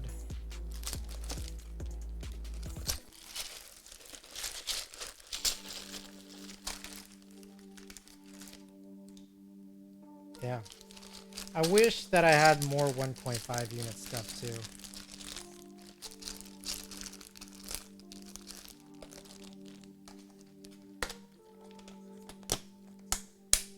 I think that's kind of the funny thing is let's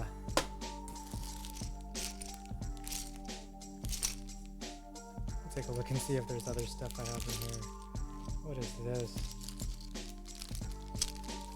Looks like another numpad, but I just didn't write it as one. Oh, there's a short right shift in there. That's pretty chill.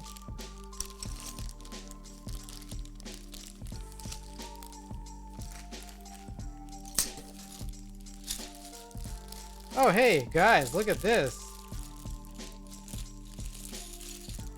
This is the real fuckboy kit right here. This is, these are relegendables.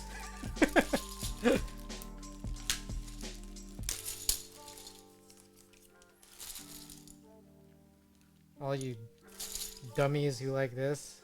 Look at this. I got a blank relegendable. Look at that. And I don't know why people are so infatuated with relegendables. Like, I think they're like, I don't know.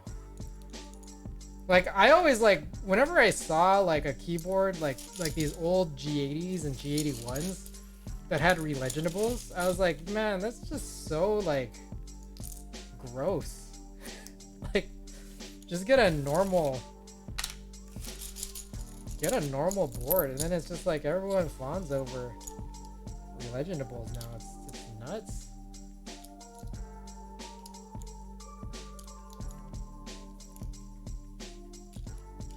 There's a few blanks.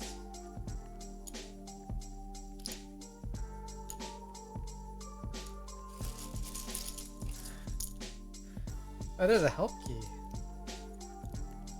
I could probably use these relegendables on this Alice. Oh, this is pretty cool. I got a bunch of blanks. How many blanks are there? I also have like the I almost joined the group buy for these.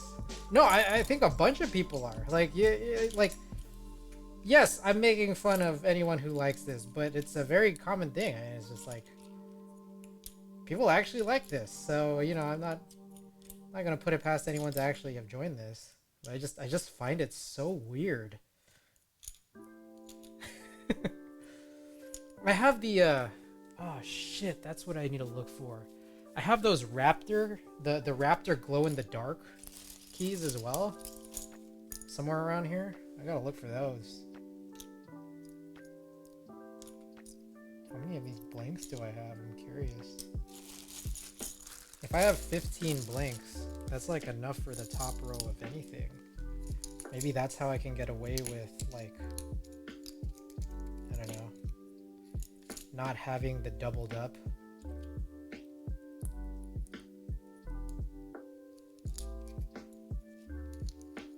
The doubled up pipe key, because I'll just have like some HHKB with a bunch of blank relegendables. 2, 4, 6, 8, 10, 12, 14, 16. Yeah, I have enough.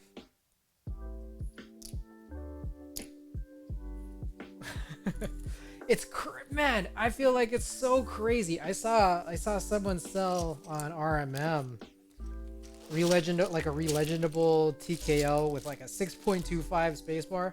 Someone sold that for like $300. I'm like, what? That's nuts. That's like actually nuts.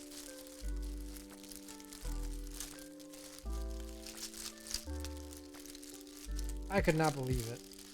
I could not.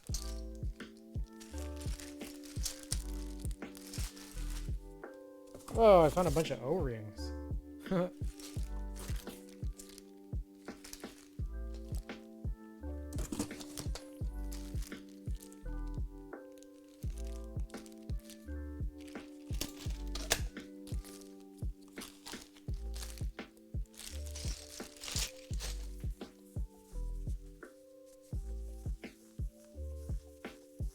Alright, I don't know what I'm doing here. I don't know why I have this out.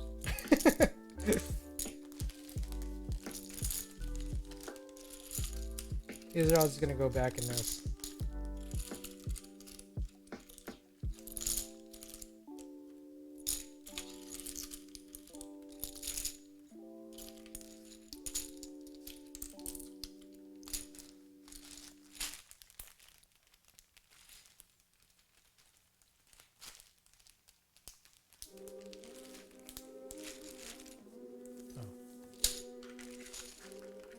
This. Oh, I should have. What a fool I was.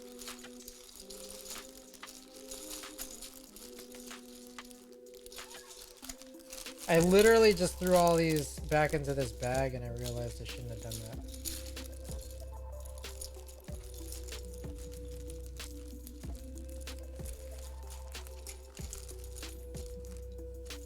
There's a help key.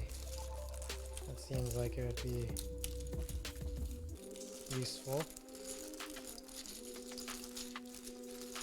Damn it, I guess I'm pouring them all back out. And as usual, most keys are upside down.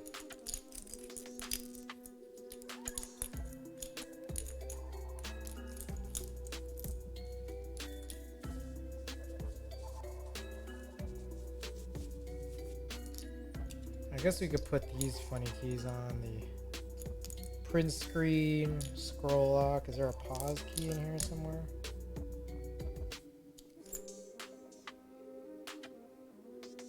I don't see it.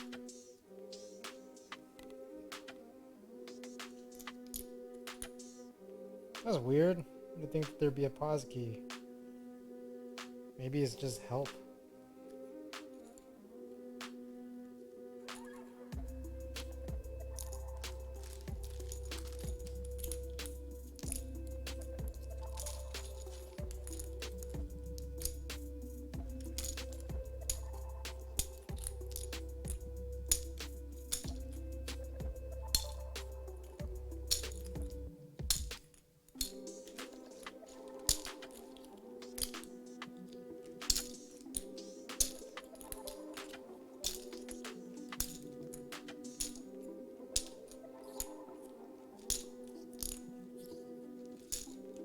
Yep, no pause in here. That's a little weird. What can I use in its place?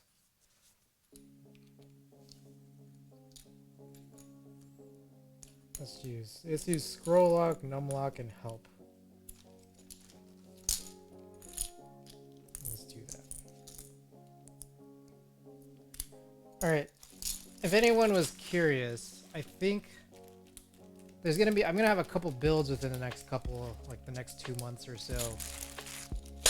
One's gonna be the Olive K, and the other one's gonna be the Oliver Trio 60. And I think on the Olive K I'm gonna run Dolce, and I think the Trio 60 I'm gonna try to run white on black. And I don't know if I'll have a drop white on black set by that point, but I might just end up harvesting the white on blacks out of this keyboard.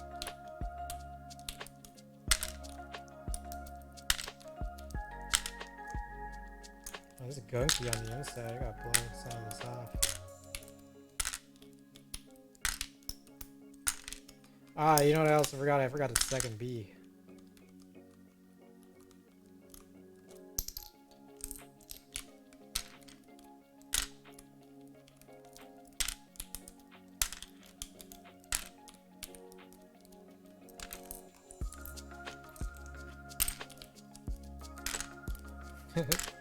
How much of this is gonna just be me redressing?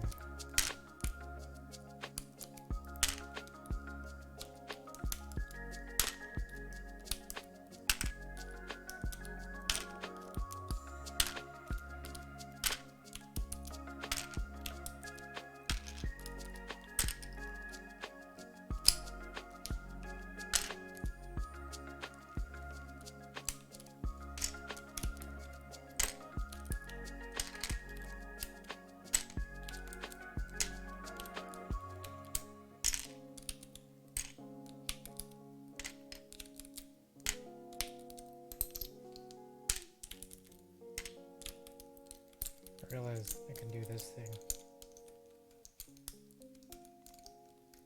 No, I can't do it on that corner edge.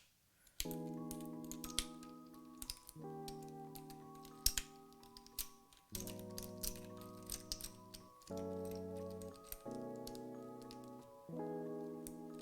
can't get that.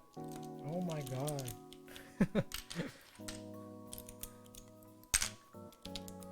I forgot that I threw accent sensor on this too.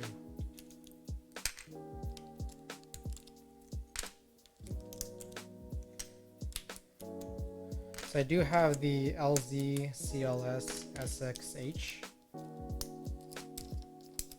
And for a long while, I've been thinking of throwing on Deep Navy, but now I'm wondering if I'm taking this off. Ooh, that's gunky.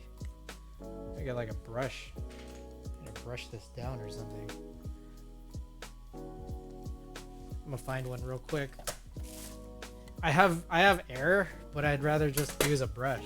I'll brush this away.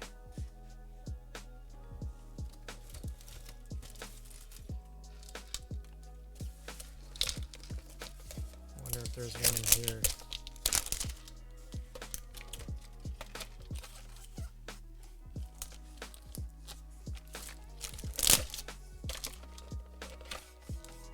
There doesn't seem to be one in here.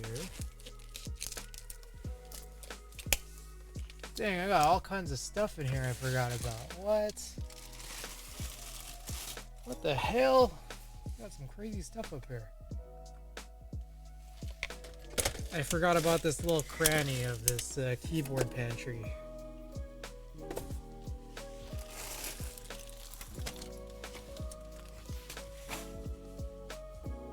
Ugh.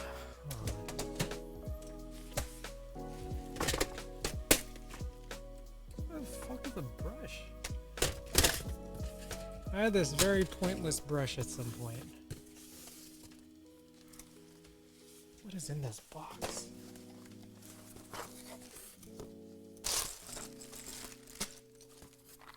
Oh, interesting. I have a bunch of vintage housing in here. This is a quick fire controller.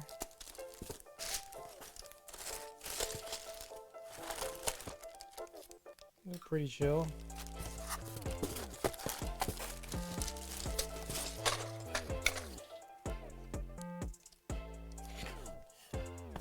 Yeah, I got some. Just like going through my own closet right now, not even doing what we meant to be doing here. And I'm not finding what I was looking for, of course. Because why would I ever?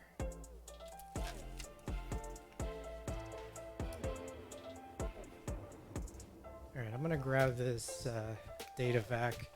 We're gonna try to blow out some of this dirt. I'd really rather have a brush, but we'll make do here.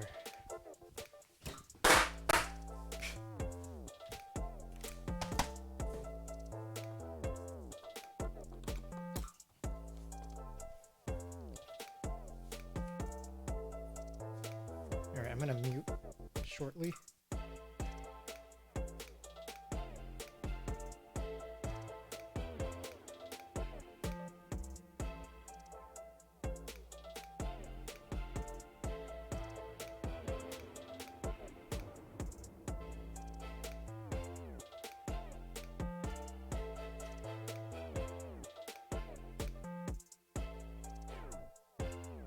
Alright, we are back.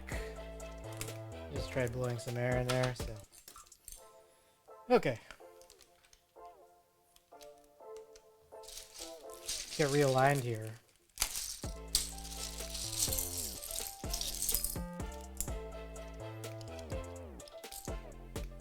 I also realized I don't actually have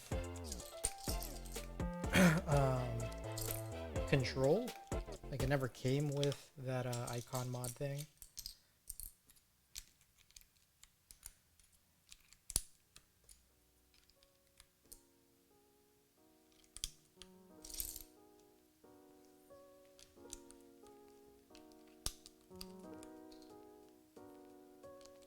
I think that was my escape.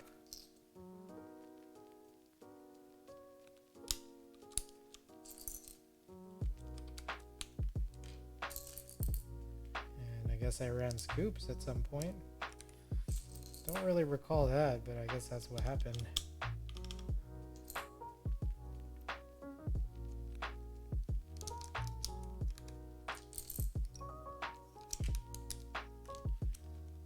And we're gonna have to figure out a second B thing.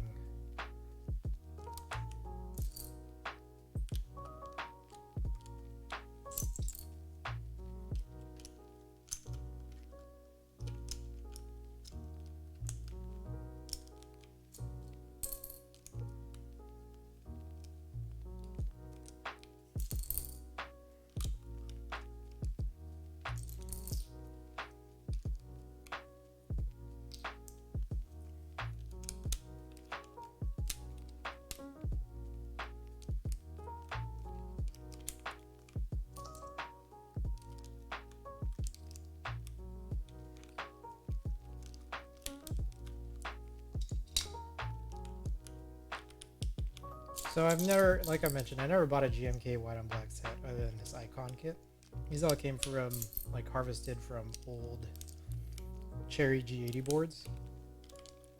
But I was able to to snag a, I guess another part of this, Midnight Rainbow spacebar kit, which I believe also uses CR the same way that GMK or these old cherry sets have the black color as.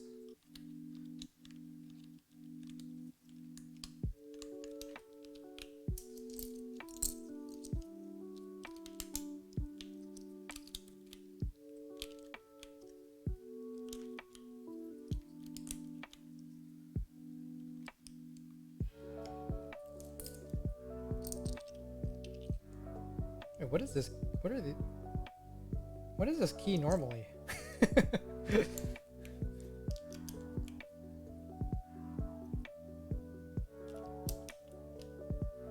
What was this before? I totally missed this here.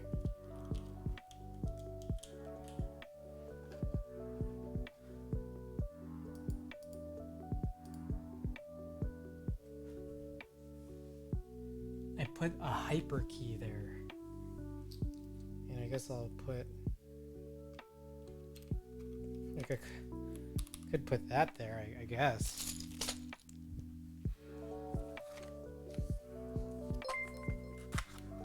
Whoa, what has happened here?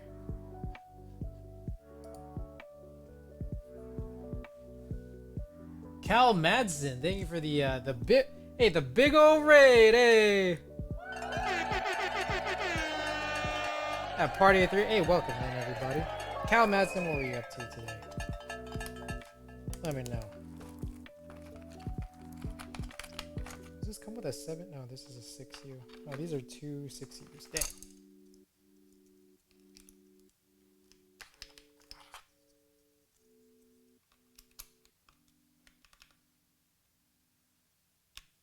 Nice. Pretty good match there.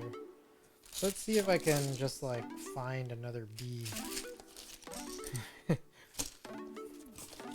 I'm sure we could find some. Kitchen keyboard stream. Hey. Is that what we're calling it now?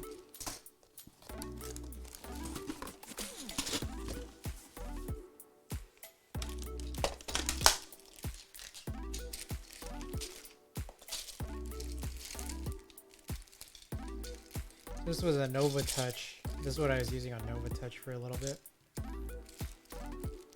So this is 6.25.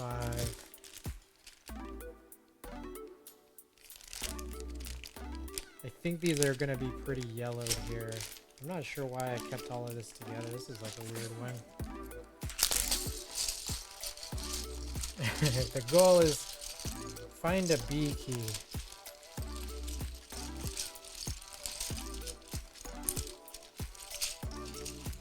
We could also do, as an alternative, is I may have a 00 somewhere. I think there was at one point where I was really trying to... yeah, this was a crazy thing. I was really trying to track down a 00 white on black key, like harvested from cherry. And I think there might actually be one in here somewhere. It's like a pretty rare key, I feel like.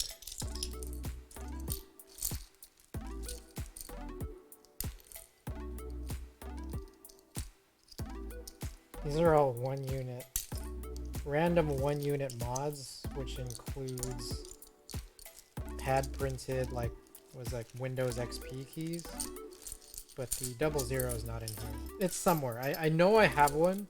I know I kept it around because I remember there was a stage where I was specifically just trying really hard to find, like, rare white on black cherry keys, which preceded this whole idea of, like, GMK. So there's definitely, it's here somewhere. Oh, is that it? I think I found it.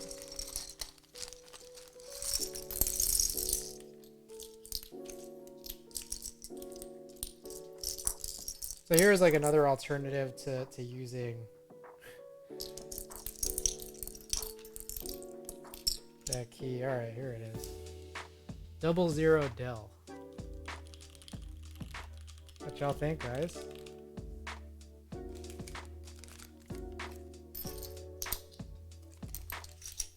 there it is, fully filled out.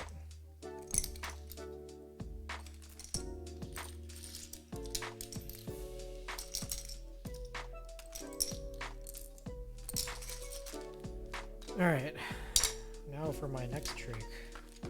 I gotta clean all this up so I can actually take a photo of this.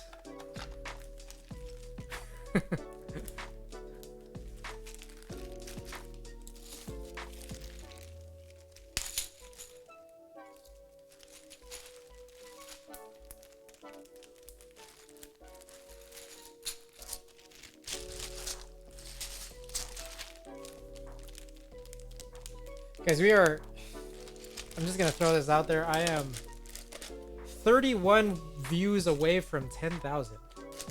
10,000 historical views here.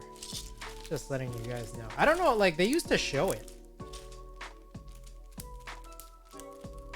Like, they used to show how many total views someone had, and I feel like Twitch, I guess, changed their interface at some point, and I kind of forgot about it.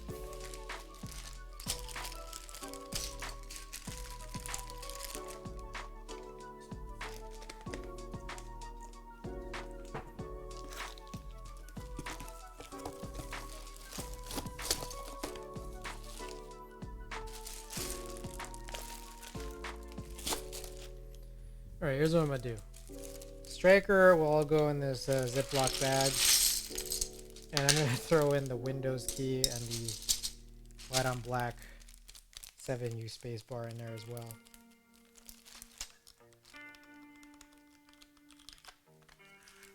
Very cool. What y'all think? What do you think about that 00 key? Because I'm not sure how I feel about it, to be perfectly honest. I kind of feel like I should just find another B.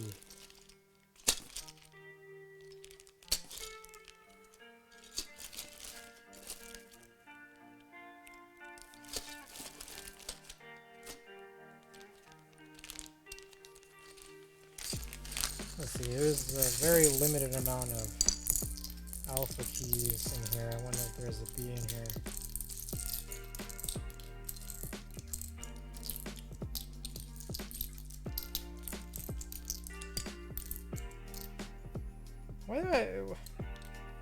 I'm so confused why this exists. There's like, not every alpha is in here. And there's no B. Why do I have this?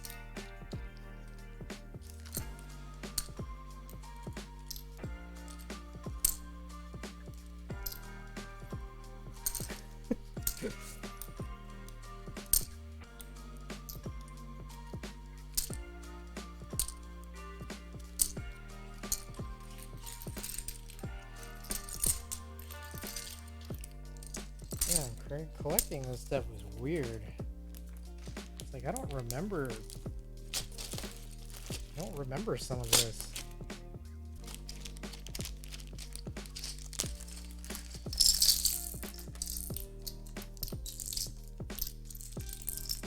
Is this a numpad? This might be a numpad. Oh my god, some of this is crazy yellow. Wait, this is some crazy. Look at these keys. I don't know if you guys can see this. Some cool, like, upper right hand sub legends on these F and J keys, and they're not even like scooped or anything. Pretty crazy. And they're very yellow. I feel like we can unyellow these. Like I could retrowrite these.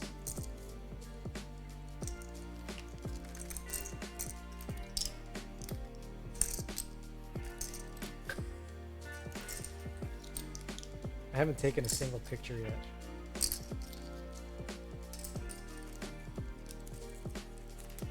But hey, this is something I've been meaning to do.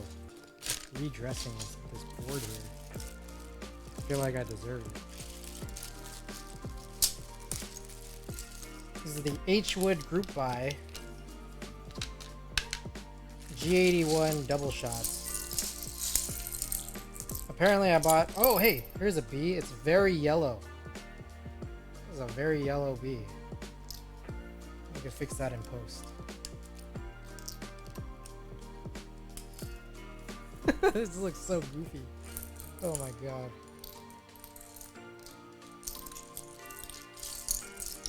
These are like all the worst, very yellow keys, my god. This is, look at this crazy ass spacebar stabilization.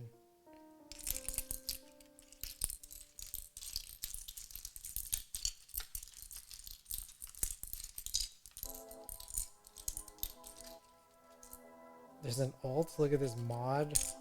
These mods are like not even centered. Wait, this is nuts, dude. Hold up. Look at this 1.25U. I don't know if you guys can see. Oh my god, this is crazy. Look at this. Here's some 1.25 unit mods, right? Look at these backsides. They're not even centered. Oh my gosh, this is crazy.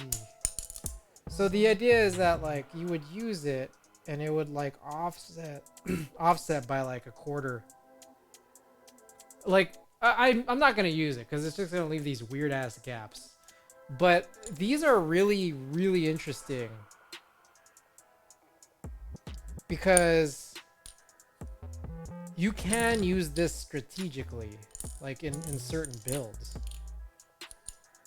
Oh man.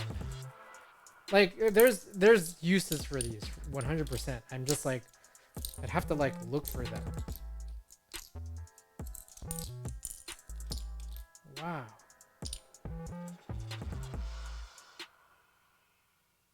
That's cool. That's actually super cool.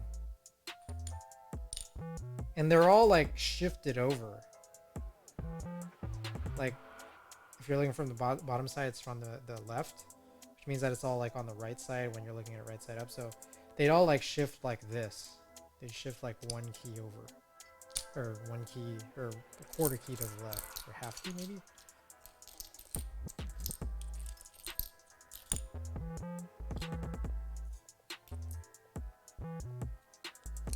That's crazy, dude.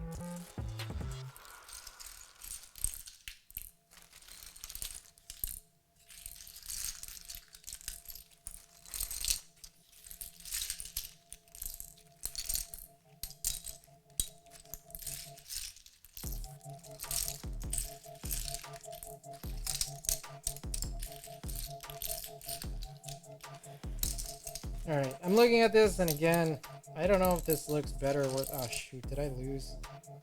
I lost the 00 in here. I lost the 00 in here somewhere in one of these bags. Crap. Oh, I don't need it. I don't need it right away. I'll just look for it again eventually. I just need to remember that I did this.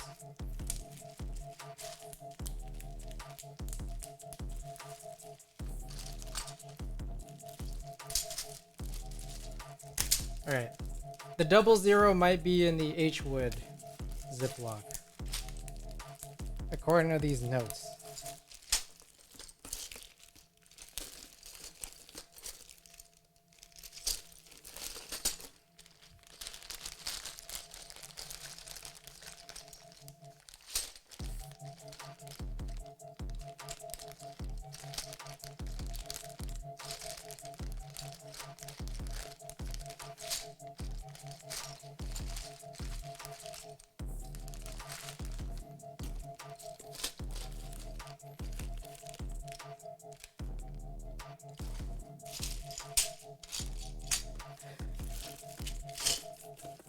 Yeah, I'm having so much fun just looking through this. This is kind of gone on a huge tangent of what I was intending to do here.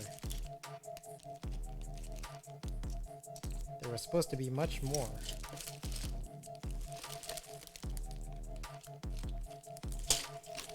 Much more to this stream.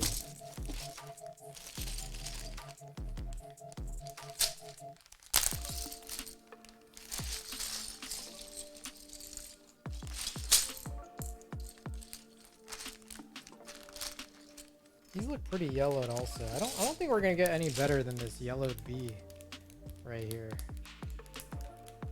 So I might just shoot this photo now. Oh my gosh, what a mess I've made. It's really bad. Oh my god. And I just dropped the space bars. Of course I did.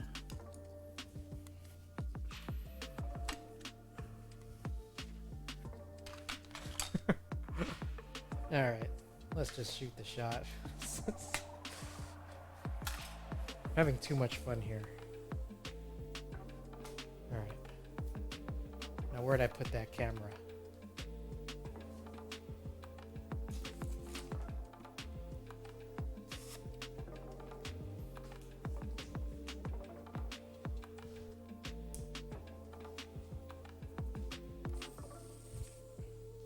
Alright. So I use this camera here, this point and shoot, for a lot of concerts, and usually when I shoot concerts I shoot at like -2.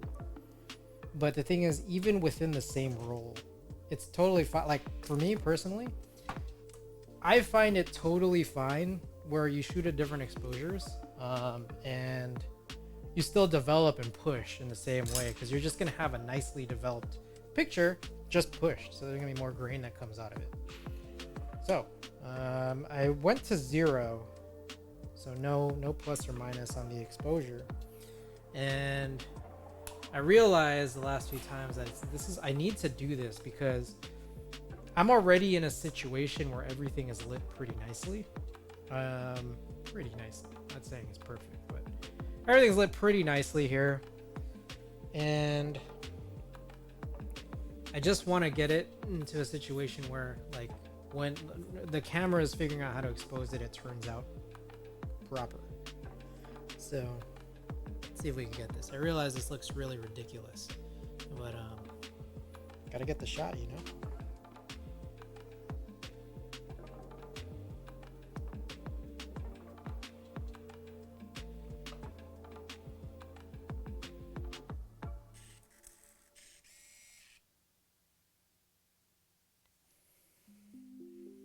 I wonder if I need to go even higher. Alright, let's get up all the way on this counter.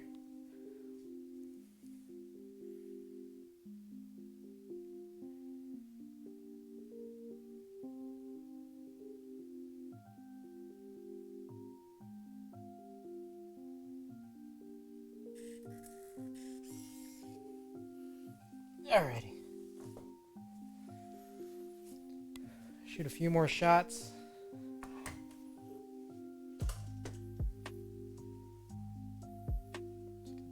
Junk out of the way here.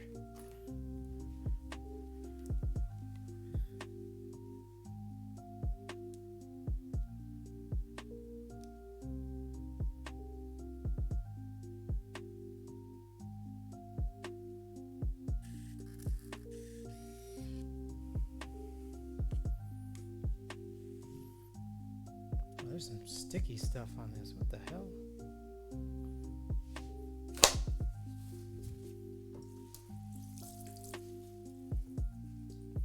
Because when I touched this, it was like a little jar of honey. It suddenly got really sticky.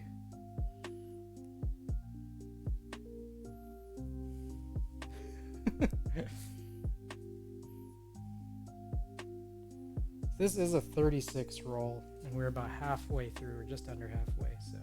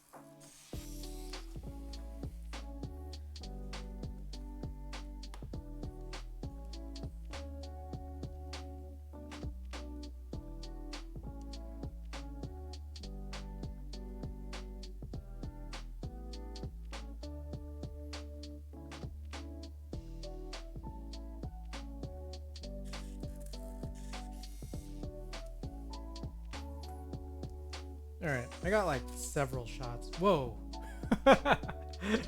Okay, that top down ran out of battery, I guess. I was going without continuous power here on the top cam. I can replace the battery.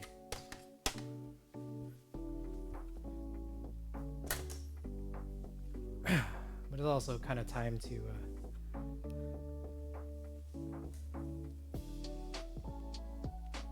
it's gonna be time pretty soon to switch over to another keyboard. I think we'll probably do that now-ish.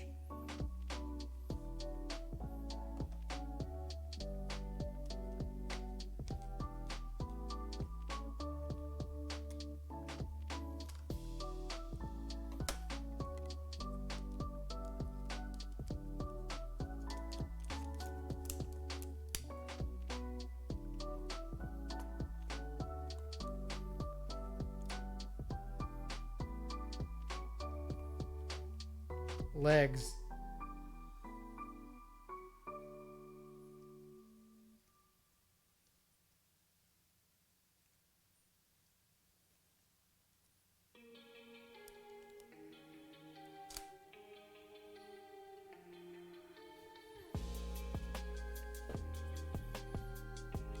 Alrighty. We are back.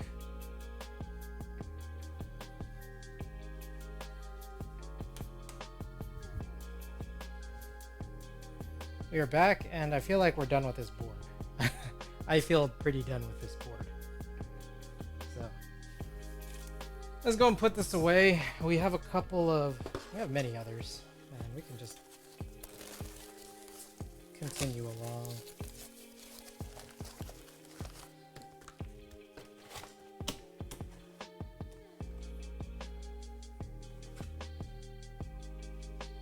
Let's see what else we've got. Planning on doing some extra shoes for, I guess our D60, Polaris, and then others that still like look unbuilt. The D60 is right here, so might as well just take some shots of it while it's here and not dusty.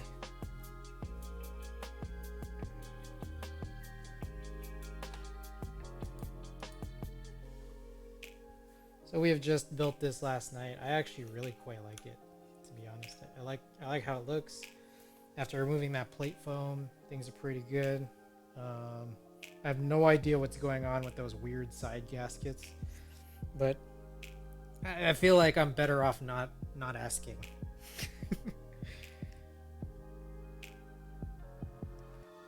No, wasn't even turned on.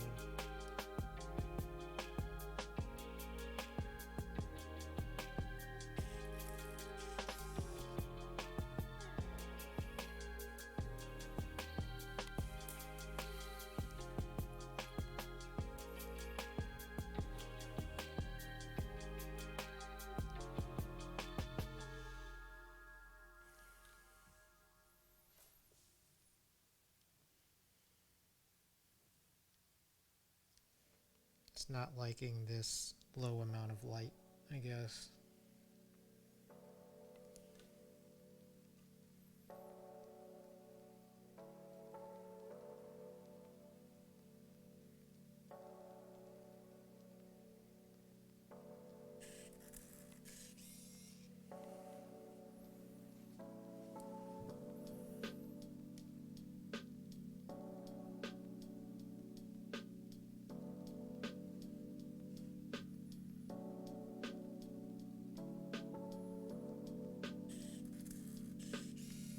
Part of me feels like I shouldn't have dumped all this water out, but I can, because I kind of want to keep shooting. I keep shooting tonight. Got a good thing going. I have a little bit of an update, a little bit of semi-keyboard, semi-life update, which is the keyboard pantry has changed. I have now actually reserved all of the keyboard pantry, and it's a little bit emptier now, but reserved the keyboard pantry for all all things keyboards that are not actually individual keyboards. And I have now utilized a bookshelf that's out in the open for keyboards.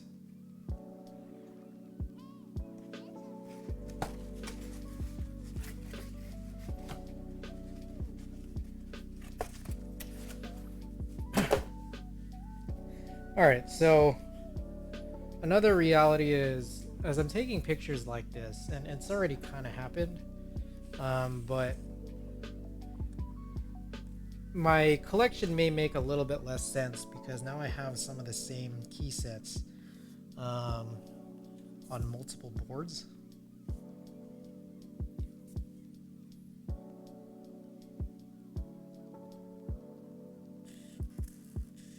So I currently have VOC like sitting on my Soya Kara, Ramakara Soya. And here it is with the alternate alphas as well. But I only have one VOC set.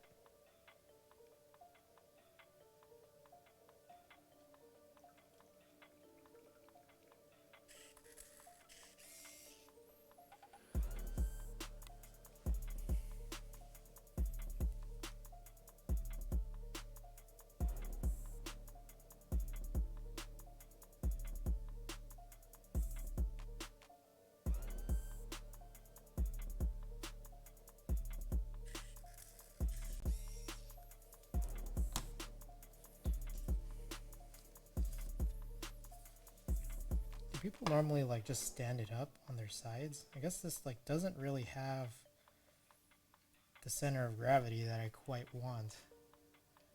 So I wonder if then, how do people otherwise do this? The D60, I actually didn't even take pictures of that backside.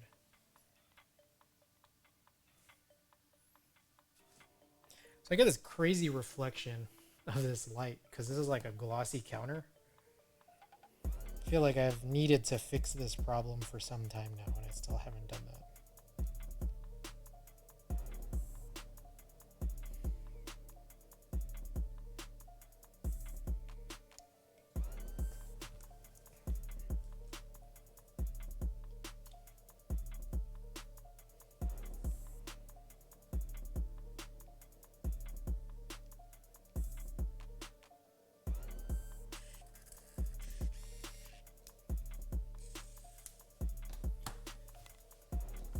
Alrighty.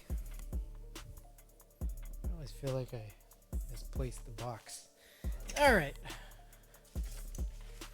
So, we've done our 3 redos. I think there's still more boards that we can shoot. Even if, we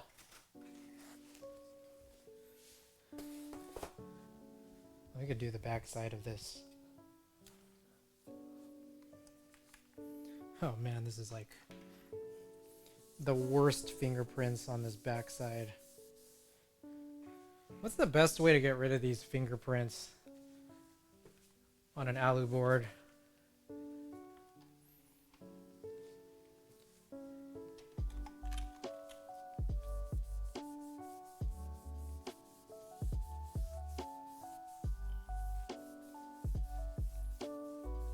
Been sweaty building this.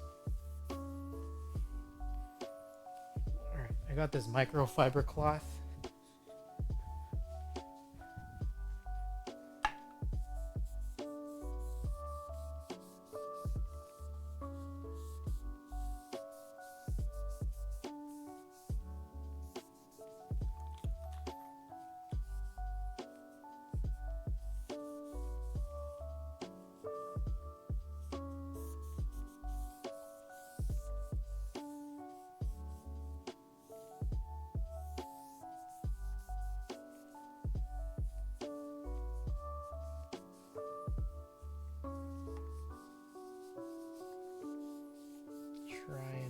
Trying to get rid of these fingerprints.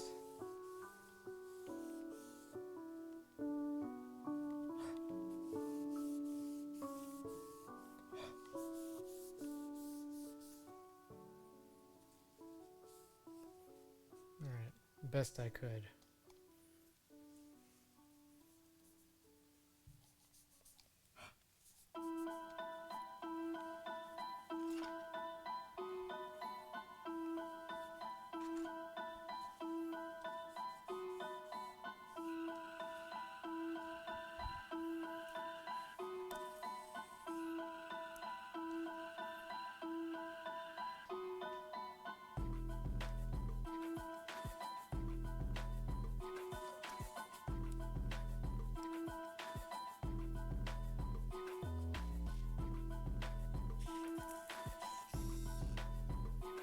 Twist it the other way.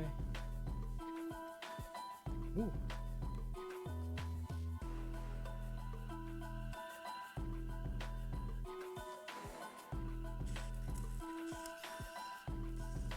Okay, there's our 3 rebuilds, or redresses.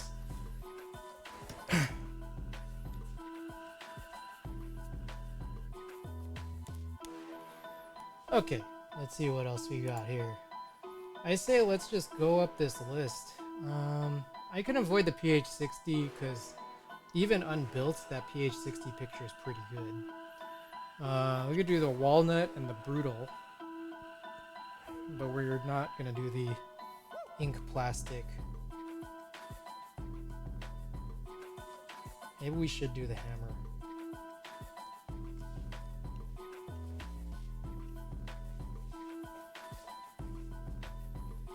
Alright, let's see.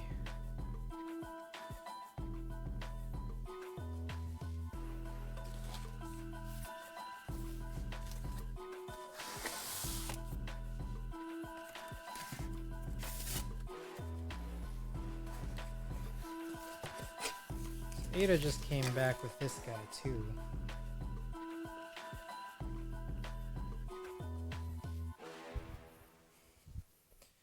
I feel like we can budgetize this even further than we already have. This is GMK Godspeed Columbia, but we can make this even cheaper. But not yet. Not yet. Because I'm realizing there's some keycaps that are from a 11800 or 11900 that I still need to clean. I need to clean those.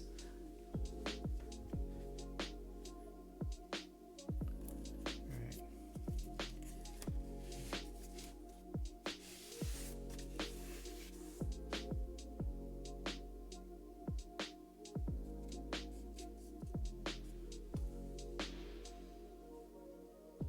Still looking around at other boards. Peeking. But we'll take this because it's already sitting up here. What was it? The brutal.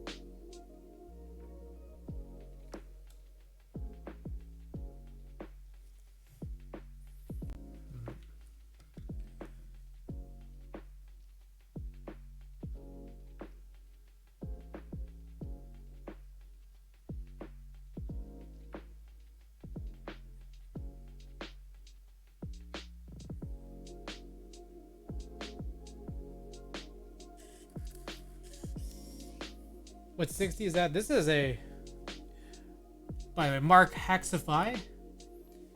Yes, this is just a random 60. This is like a just parts. It's really just parts. This is a T3, yes. But welcome to the stream.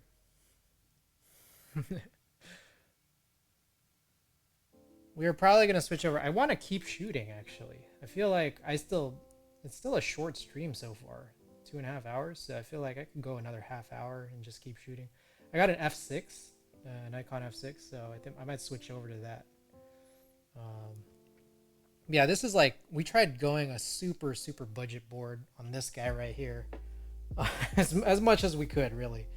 I lifted this, I got a quote-unquote random 60 build in the mail that was like kind of super scuffed. And I was really buying it for like the person, like, I want to explain this story. I explain the story how many times I can, but this guy sent over a full build with switches, with keycaps on it. And I mainly bought it because these keycaps that were on it were really rare. And I feel like what he was selling this whole board for is probably what you would sell the keycaps themselves for. And they just never come up. So I was like, yeah, I'll buy it, whatever. The guy sends it over, whole build, switches mounted on it, keycaps mounted on it, in a bubble mailer across the ocean. The guy was in Australia. So I broke that down pretty much entirely. The case he used here is like this KBD fans low profile case. I built this with a D60. This is an HHKB plate, like a tray case plate, tray case plate that was run like 5 years ago on GeekHack. I guess the only thing really particularly interesting about it is that like this was built to have these corner blockers, and like it was actually anode blue, but then the anode, either the anode was really fucked up or I just kept it badly, because I bought this 5 years ago and I haven't touched it. Like I didn't touch it for like 5 straight years until August. And there's like definitely these crazy bad corners. Like it just looks really bad. So either it was a bad anode job or I kept it badly. And then we got, I think these are Gat Milky Yellow switches. And they're spring swapped. I hate the springs, so I feel like I'm going to rebuild it just to change the springs. And then we got GMK Godspeed Columbia on top of it, which I feel like doesn't fit the budget theme, but at the time was the only thing I could think of where it was like, hey, it came from Drop. It has legends on it. It's double shots. It's nice. The blockers look dope. Yeah. But I'm gonna throw on something even more budget than this at some point in the future. So that'll be a different build, something for another day. All right. I feel like there's at least one more photo I want to take of it, but I'm still trying to figure out what it is. Maybe like this.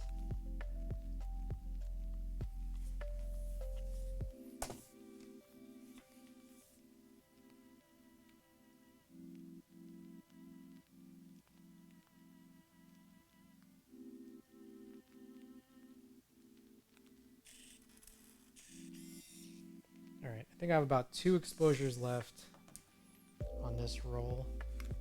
And then we're gonna switch to an F6. And I don't know, I might switch film stocks too. I gotta think about what I want to do. Maybe we'll go Ultramax. Maybe we'll go Portrait 800. Right now, I think this is a Superior 400. Alright, so what else were we gonna shoot? We got the Brutal. Like, it's funny because I'm shooting these dumb boards on my collection. The Brutal, this walnut board. So I gotta whip some of these out.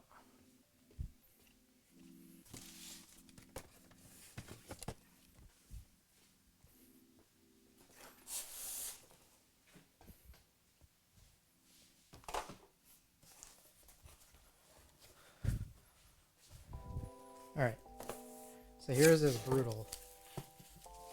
The dumbest board I have. It's not the dumbest board I have, but it's pretty bad. Cherry blue stems and kale housings. They're literally the pinnacle of like leftovers. And the reason I made this board so stupid was because the actual case itself, buying this case, was very stupid. Yeah, the guy sold me something so scuffed. Like, so scuffed. Like, it was so bad.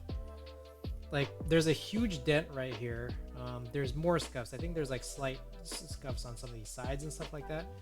But the worst part, and I'll never fail to show this either, is I don't know how well you can see that, but this corner is like dented in to the point where the screw can't be removed. Like, it's you can unscrew it and you can open the case, but like it's held captive. Literally, like the screw can't leave the bottom case. Even if you can take the top and the bottom apart. So I made a big fuss because I'm just like, the screws like didn't even match. I made a big fuss and the guy was just saying like, just keep the board. Like,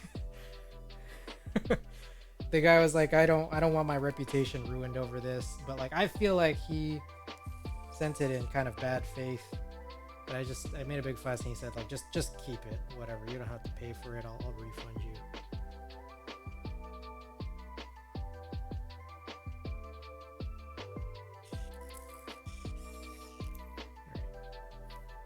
Another position here.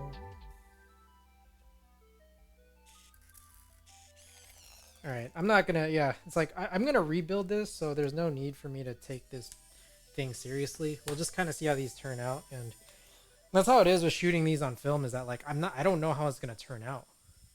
The guy knew what he was sending, his fault for sure. Like he made it seem like he goes, what did he say? He just said something crazy. He was just like, yeah, no, I didn't mean to send it like that. It must have been in shipping. But I'm like, dude, really? Like, there's no way.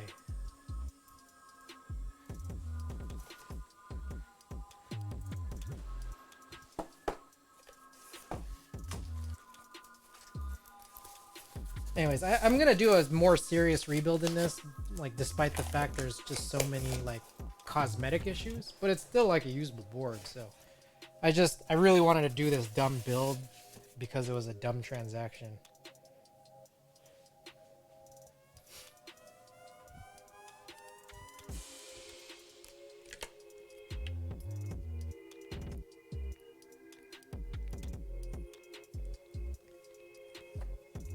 All right.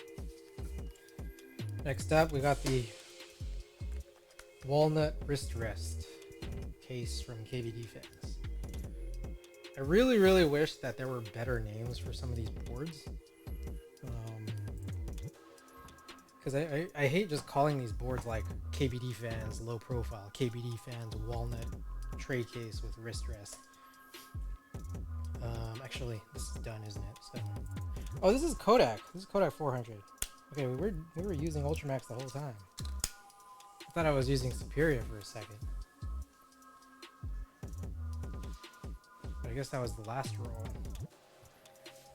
Alright, so we're gonna find the F6, which is right here. And I kind of like, I think I have already tried shooting Cinestill. Ah, this is what I forgot to do. I forgot to like keep it out to like warm this film up. Alright, so I got Superior 400. I got Ultramax 400. I got Cinestill, Portrait 800, and that's kind of all I'm willing to shoot with. And to be perfectly honest, I'd rather just shoot with Ultramax. It's crazy, man. It's like it's getting harder to get like even like consumer film from Fuji or Kodak at this point. Like, it's getting really challenging too. Like, I just saw like Portrait 800 from certain retailers coming back like $16 a roll. I'm like, what? Like, Ultramax prices going up, Fuji 200, like Fuji Superior 400 is like I don't know. Those are like, it's crazy. Like, even just like 2-3 years ago, it wasn't this bad. Anyways, I gotta warm up the roll. I used to load in film cold, and I've learned I don't know if that's a good idea. Haven't shot film in a while. Yeah, even Ultramax is like sometimes just hard to get. Like, I don't want to say that it's expensive yet. There's apparently a big Kodak price hike that's coming soon if it hasn't already happened. But Ultramax, even if it's not like crazy expensive, it still went up. But it's just also sometimes just out of stock. It's crazy. I feel like film photography, I guess, got bigger. I mean, things sometimes just get bigger over the course of time. So, but film photos got, I guess, kind of bigger over the last several years, but also especially got bigger over the last 18 months with the pandemic too. Everyone's just trying to find new hobbies and everything. So, and like, I can't front. I mean, it's not like I mean, I entered film also kind of just like, you know, for fun. So it's like I can't be mad, but it's just like, damn, it just kind of sucks, you know? Alright, I guess we are going to run this Ultramax 400. Like, I want to do Portrait 800, but like I'm looking at this like I don't have any shows to shoot this month, but I'm still just like I don't know that like with how hard it is to find Portrait 800 and spend the money on it, I'm kind of just like maybe I'll just hold tight on shooting 800 with it for now. Also, this is like not the lens I want to use, is it? I think honestly this lens right here is the one I want to be using to shoot. So let me think about this for a second.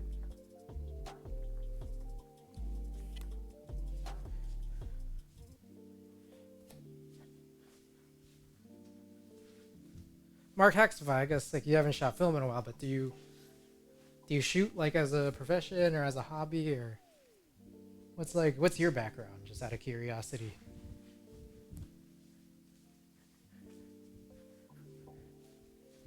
So one thing I love to do is like take these like kind of newer, oh, I shouldn't have done that. I like taking these kind of newer like styled lenses and then like use them on my F6. So I'm like the only Twitch streamer, at least keyboard streamer, that's on a Nikon system for streaming. But that's just because I like the versatility that it offers. But you get a lot of issues running Nikon for video.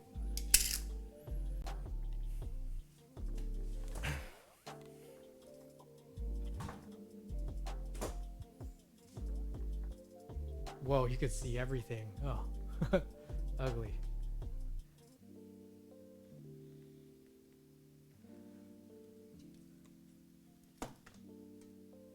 I don't know if you guys wanted to see that. There's just a lot of junk everywhere when I'm zoomed out. I changed to this like wide zoom lens. If y'all are curious, we'll do it again.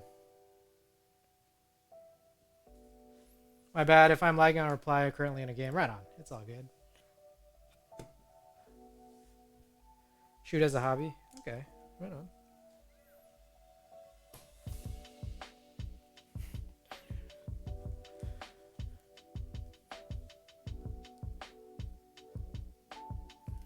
I gotta set this. Oh, okay. I have it on bracket right now. I don't think I want to bracket. I could, but I don't want to. And we're gonna set the exposure at like minus 0.3. And we're gonna go f2.8.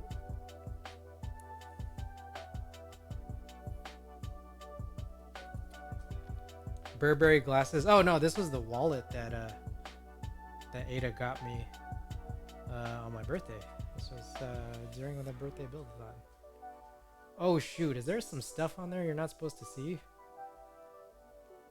It's kind of overexposed, so it's all good. I think like it's funny. I think there might have been some doxable information there, but I don't think you would have seen it because it might have been overexposed. Because it's really close to a bright light.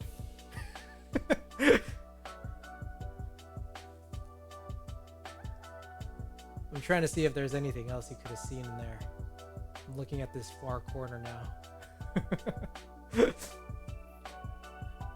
Alright, anyways. We won't go that wide. If you guys want to see what's in my edges here, we'll go like that. There you go. Okay. Anyways, back to business here.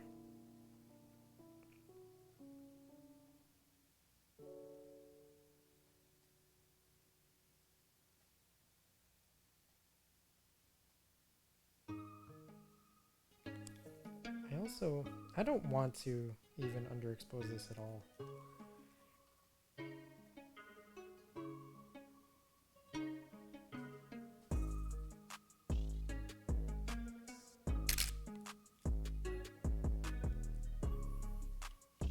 Wait, that's a film camera? Yes, this is a Nikon F6, which works well with the fact that I have a bunch of Nikon DSLRs as well.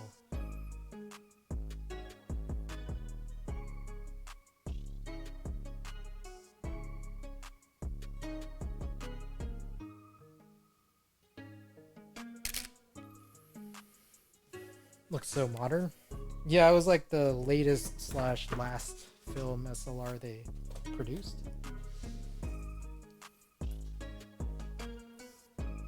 It's nice.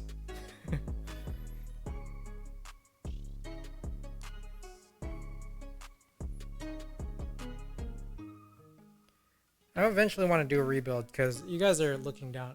Well, I'll zoom in a little closer here. You guys are looking at this. One issue I have with this is I decided to do a 6.25 HHKB, and I actually hate how it looks. Double blockers, like the right blocker is twice as big as the left blocker. It's so goofy.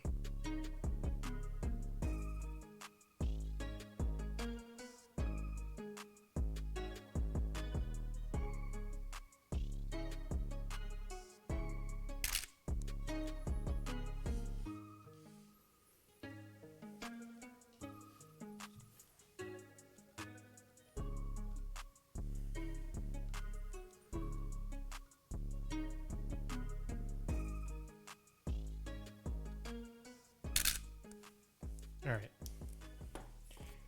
I get so much more control with this film SLR, but sometimes I feel like the point and shoot shots come out a little bit better.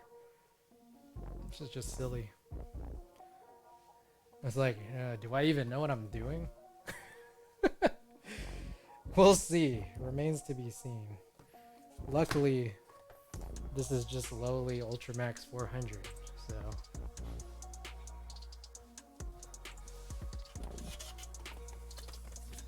Alright, we got the honey board is coming up soon. So we got to do that one at some point. Let me also take a look. We did the low profile already. We're definitely going to do a redo photo of the Sirius. It might be now. It might be later. I'll just kind of see how many exposures I have at the end here. What's down here? Oh, you know, I need to do this, like the Sangyo. Yeah, there's a ton of stuff I need to do. Oh my goodness. The Sangyo, the hammer. Damn. Oh my goodness.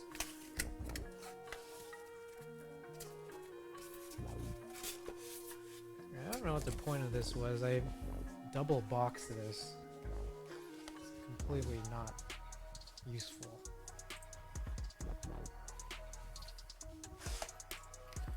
Alright, the HB60 comes in this pretty flimsy box.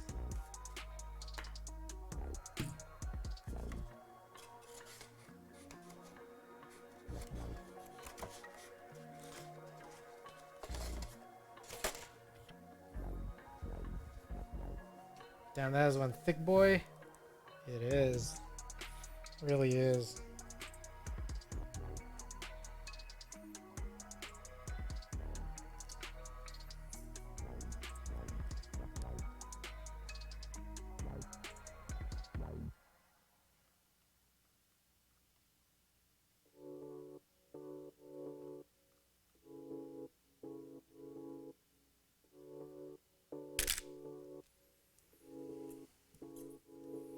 What's really cool is that like it's a sandwich case, so you end up seeing like the plate, like it's like a silver alu plate, and you just end up seeing it like right on the side. It's really nice. Let's see if I can try to capture that.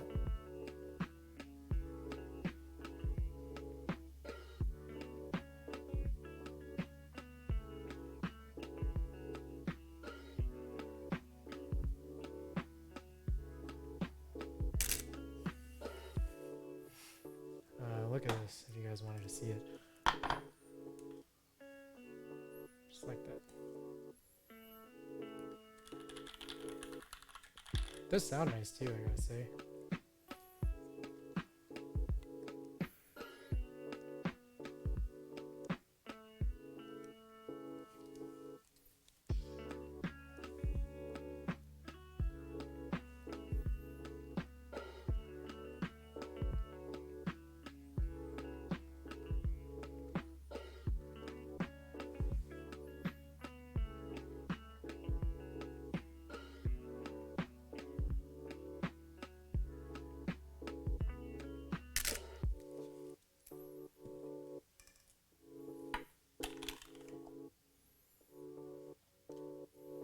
Did I do the bottom? I don't know if I did the bottom side of the brutal, but I don't even know if I had to because it's just so ugly anyways.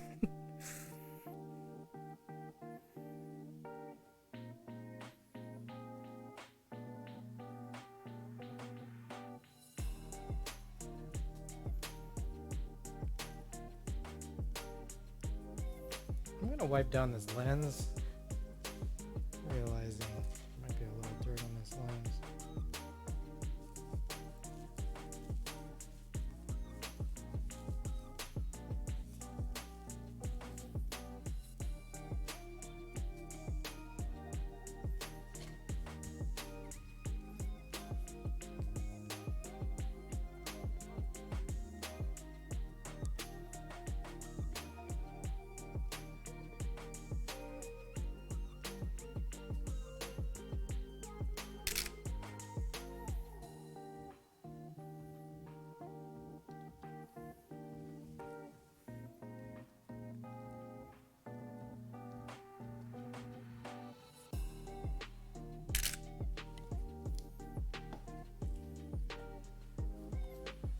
Getting some nice shots here. I want a lot to choose from, you know.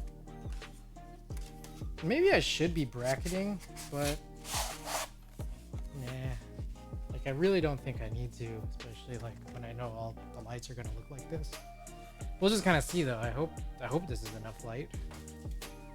You know.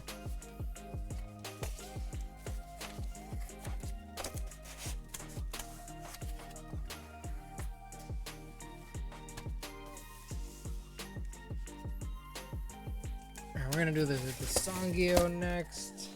You know we have to do this one. Oh shit, that's not even the Sangyo. What the? Oh, the blade. We just built the blade too.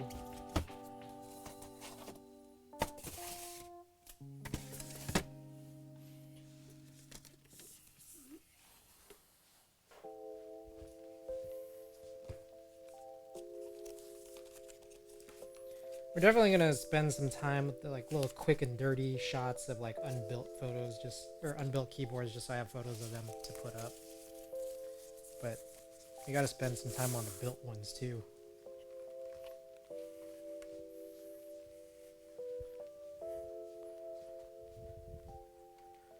Blade also a thick boy, that's for sure.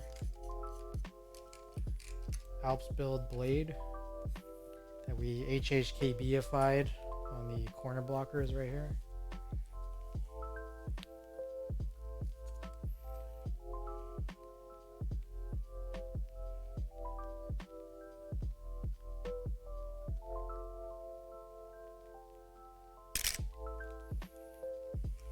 Those blockers are interesting. Yeah. So there's a custom plate. So I cut this custom plate specifically. I think we had some issues on the spaceport, but I cut the custom plate so that there just wouldn't be anything there, and it's an Alps build, so like it had to have been custom in the first place anyways.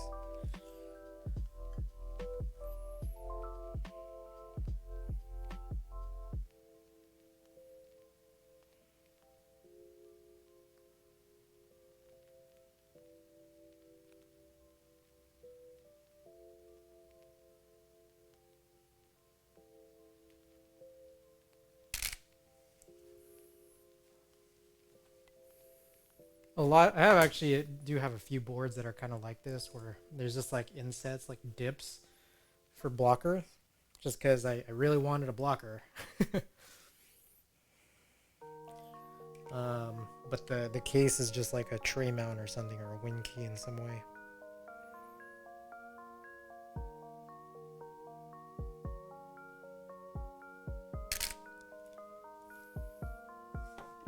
So here, and I'm trying to expose the zero. Maybe I should overexpose even for some of these darker ones, just so I could be like totally certain they show up. But I think it'll be fine.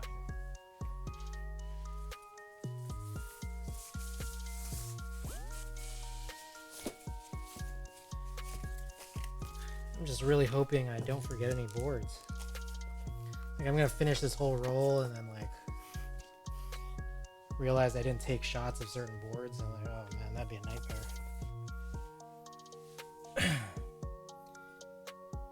Damn. We got a lot of stuff, man. I don't even remember what some of these were.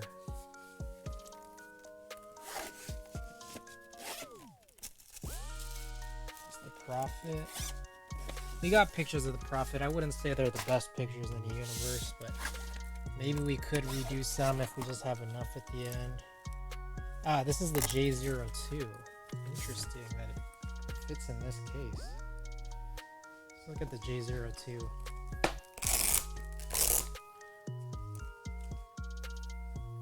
Ah, that's what we need to do. So, one reason I've avoided taking photos of the J02 was because this the pen rail has some like dirt on it, to which someone mentioned, hey, just try taking a rag to it with some simple green. And I realized I've never done that, so I bought the simple green, but we just haven't tried this yet. So I want to do this. I don't know if I have to disassemble it just to make sure that the simple green doesn't get onto the ano plate or the ano case. But I kind of feel like we can just kind of get away with it. What do you guys think?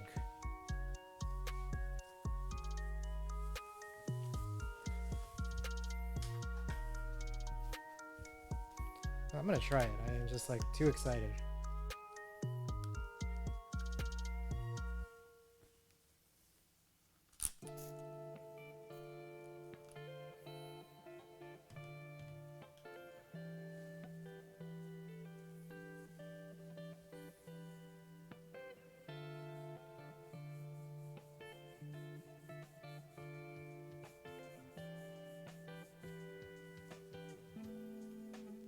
I don't know that this is working right off the bat.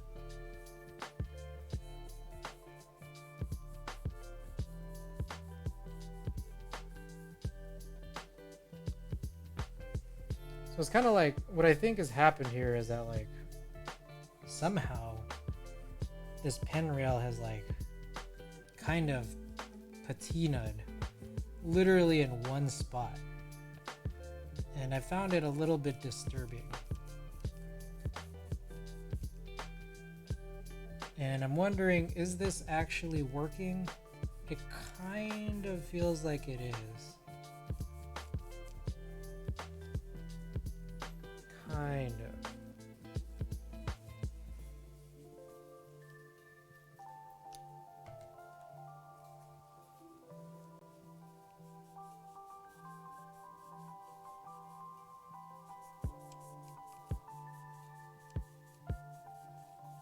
And if I spend $7 to get some simple green and this actually cleans this off, it'll all have been worth it. I will say that.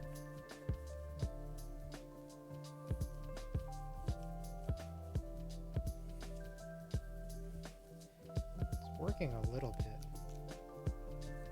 Just trying to be really careful here. Just as an FYI too, for anyone who's tuned in.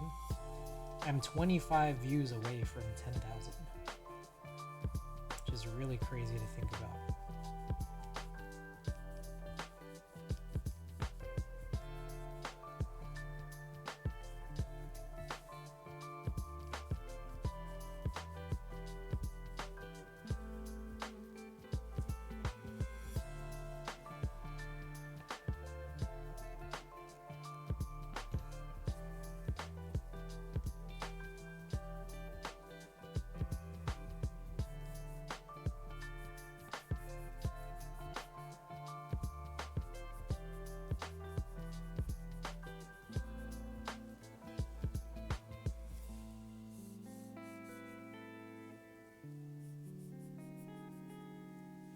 I feel like it has largely gone away. I'm just wondering how much I should continue working at this. I'm also feeling like there's some slight parts where I'm starting to notice that there's some other spots.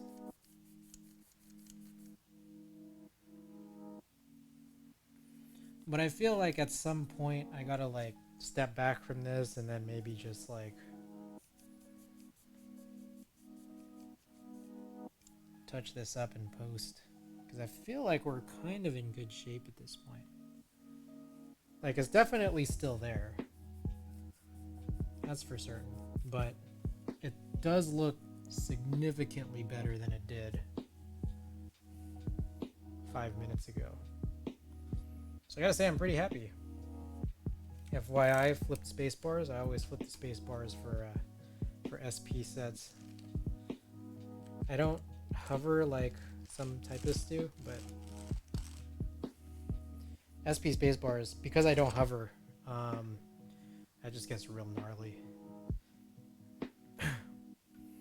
Alright, get the simple green out of the shot here.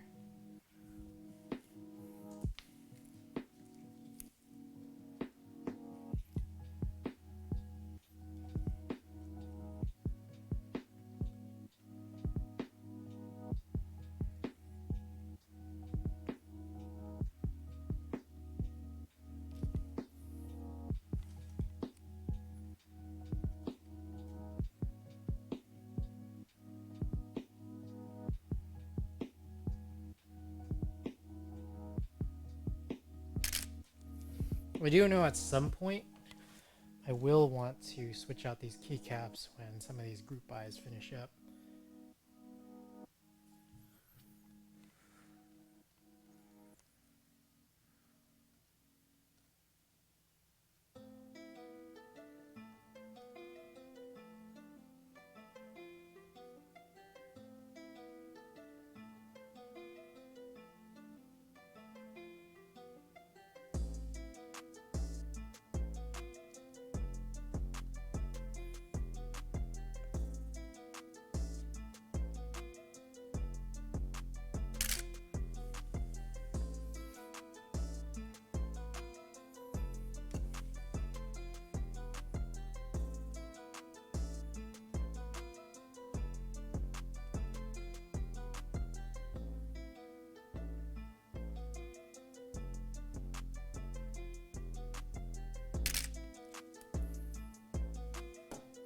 Anything interesting on the back? I guess there's a giant J. I kind of don't want to really flip this over though. I think that's my thing.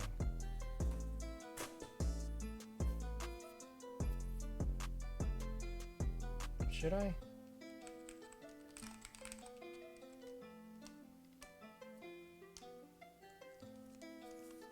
Let's do it. Oh my god.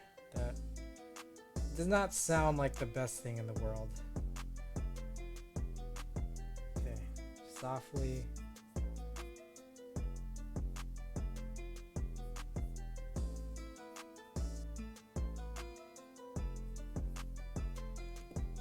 My grubby paws just kind of get all over it. That's an issue.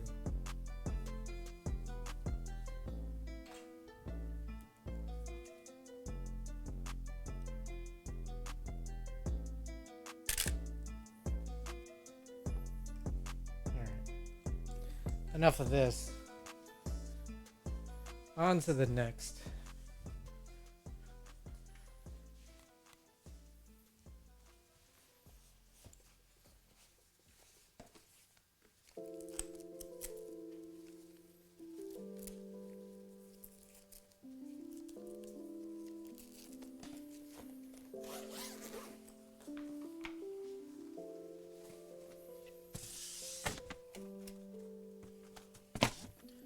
Alright, we do have some unbuilt boards that I definitely want to shoot, among others.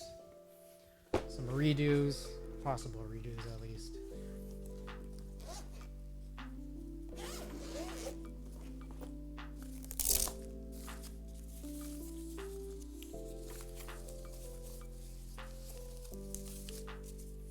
What's nice is having built this Sangyo 60 and I only used it for 2 days, so that's really just not enough time for this to get all dirty.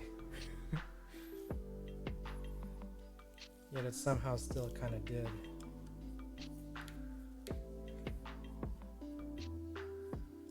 I have the skeleton. I could shoot the skeleton, which definitely is not finished, but I could fake like it is just for the photo and then shoot it later, or like finish it later.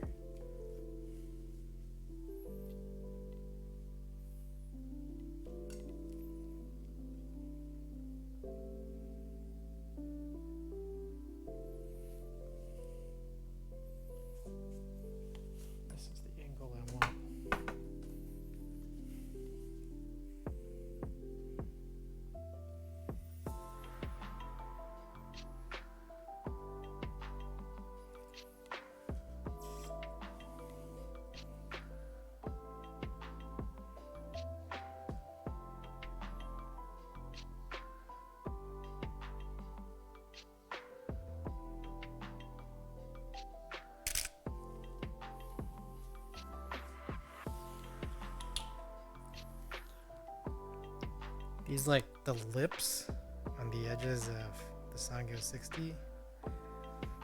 I to be honest, I really didn't like at the start, and I'm still unsure if I even like it, but I will admit they are interesting. Like they are a design choice that they made.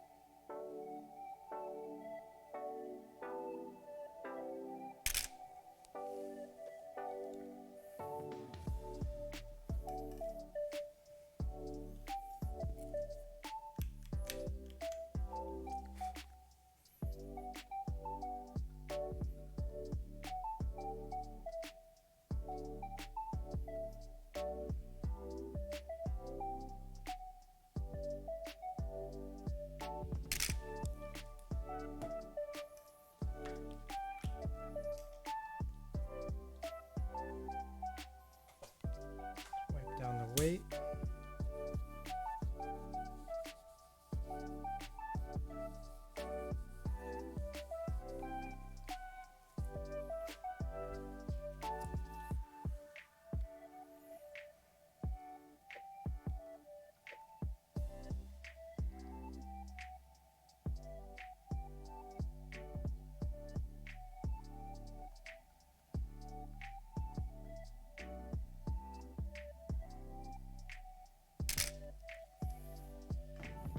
Alright.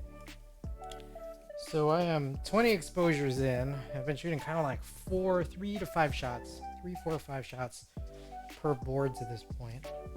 So if I keep up with that trend, basically have like 4 boards left. But pretty soon, if not now, I'm done shooting all these recent boards that I've built like completely, and it'll just turn into quick shots of unbuilt boards or redos of previous ones. So let me take a look at my list. What's happening on my list here?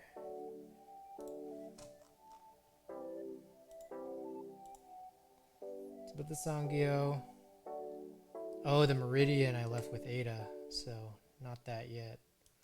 I could do the skeleton and could redo it later. Oh, the compact.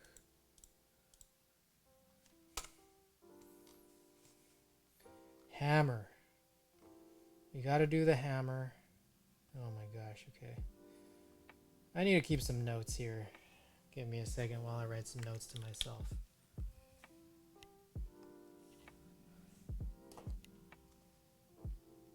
So how many here? We got hammer.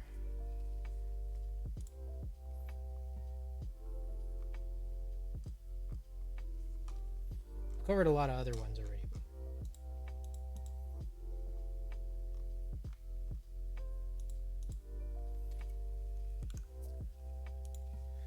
Compact 11800.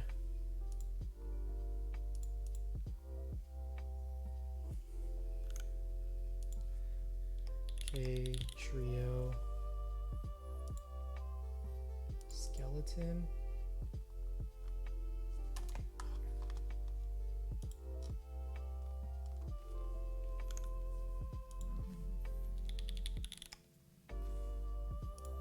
Alright, and then what redos? I want to redo the Elixir's Eye.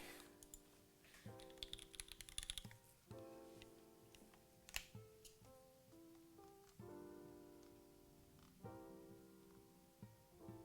think that's pretty much all of it at this point. So that is 1, 2, 3, 4, 5, 6. And I have 16 exposures left. I'll put that off to the side there.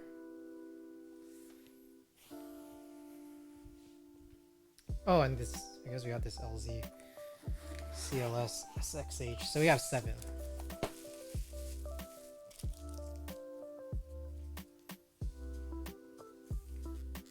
So this one's gonna be a pretty basic shot here, just because there's nothing in it. It's a really nice blue. It almost kind of matches the blue of the low profile, but obviously I would say that this is a nicer board, I think, and no imperfections when it comes to the ano scuffs that I can see.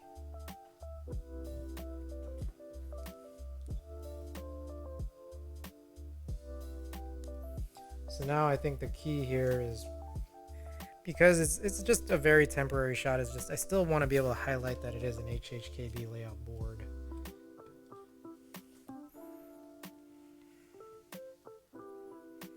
I think this is a good angle for it.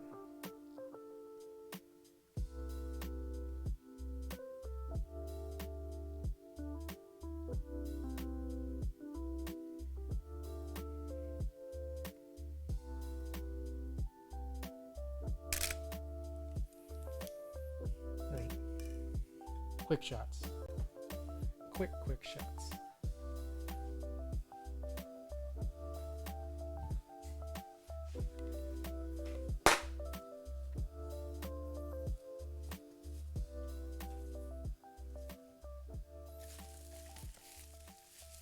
Interesting case there's no straps to tie this down. I honestly don't think they're super necessary, but I guess it just might be an older case. All right, let's do the hammer.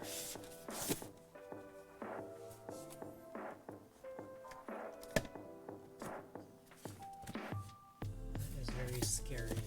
That's basically unsupported. All right, so I pulled those out.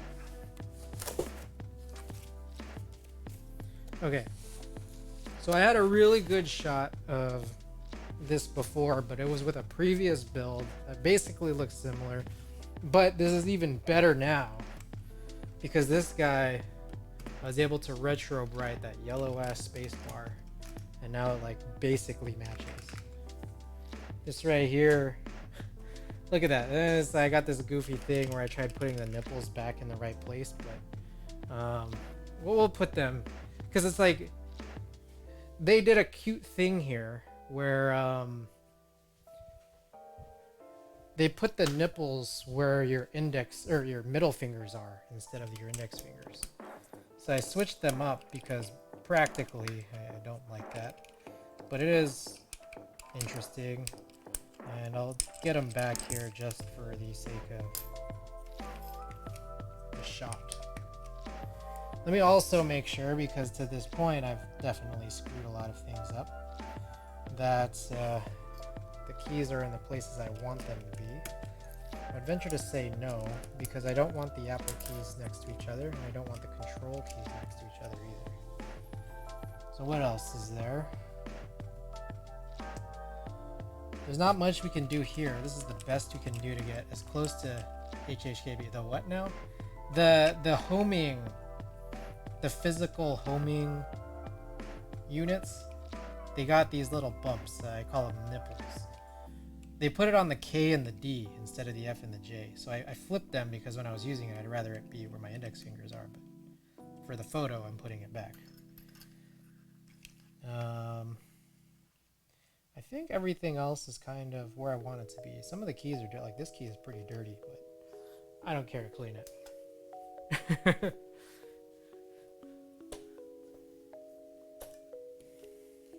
All right, this one, I feel like we're not going to be able to really get away a whole lot with shooting things from the side, because I see there's like a bunch of BDZ kind of all over the stabilizers.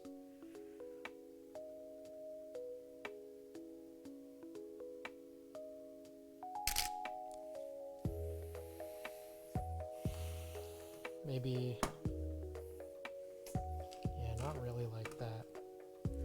could maybe do like this side. This side ain't so bad.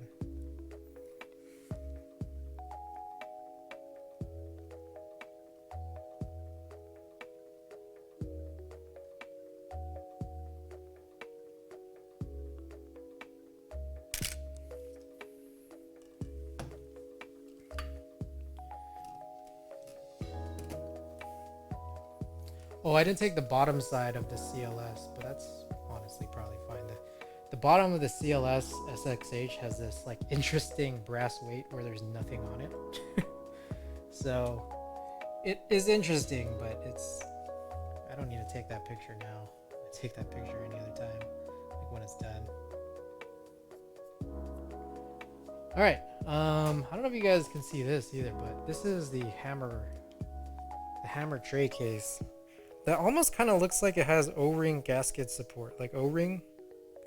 Got me O-ring support.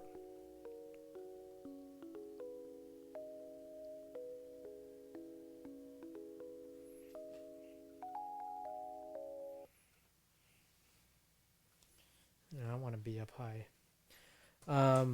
But it's weird. I don't know if like it really will work because I've never tried O-ring before, but.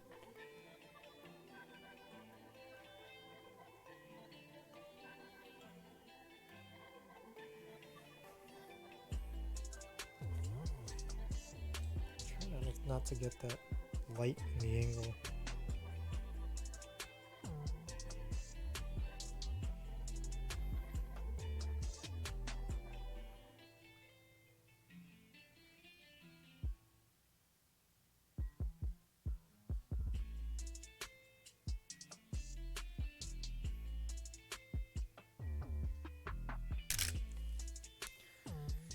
So this hammer case made by the very same hammer who does CRP. Found that out semi-recently. I think within the last year.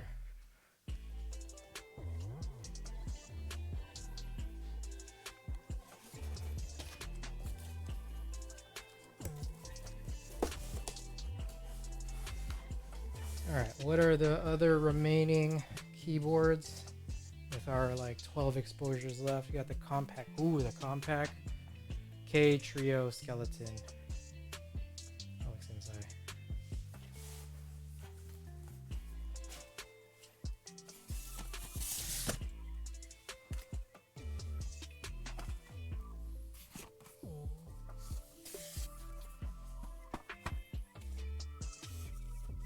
These are all bunched up together, so I guess I'll redo these now.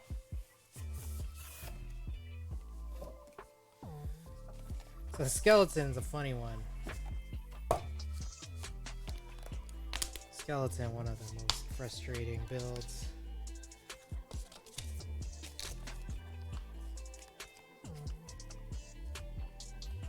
This right here uses a fake mount. This is a cardboard pressure mount. Basically, the screw holes were tapped poorly on the top case here. This is a top mountain board. So I just have a bunch of cardboard pushing up the PCB plate assembly up to the top, sandwiched in between that assembly and the bottom case. It's super jank.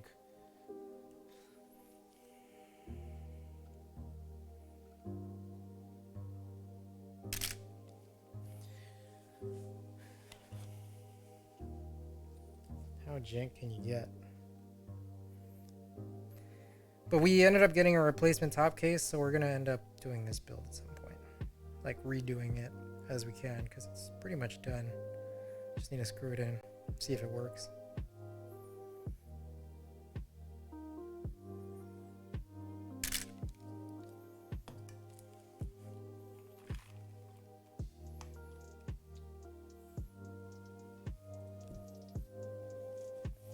The replacement case came with a bottom case as well, but none of the brass pieces.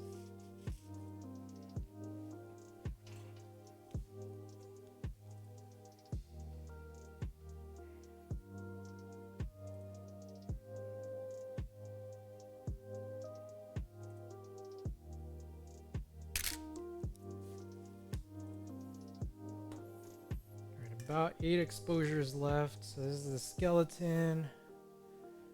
Do the trio and the cave real fast because those are unbuilt.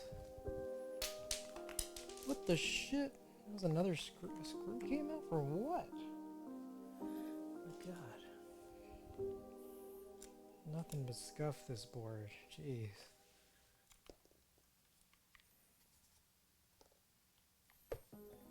We'll revisit that. That's for sure.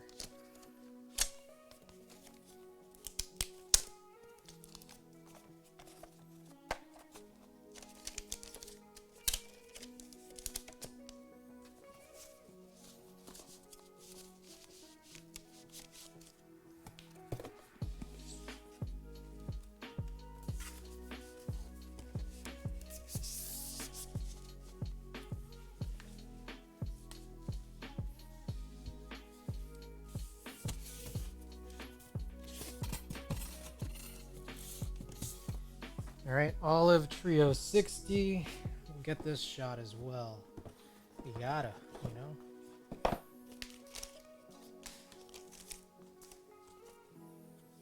This is one good looking board, I gotta say. It looks so good. Powder coated green. They call it Oliver. I don't know if they meant to say olive and then just added an R at the end.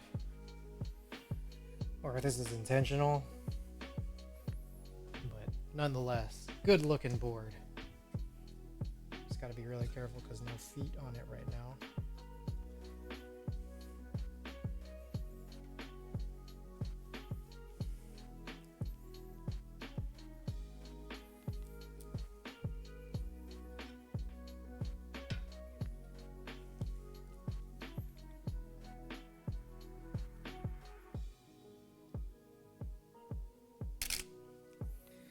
We're gonna push this in. I'm exposing kind of normal-ish. We're still gonna be pushing to go along with everything else.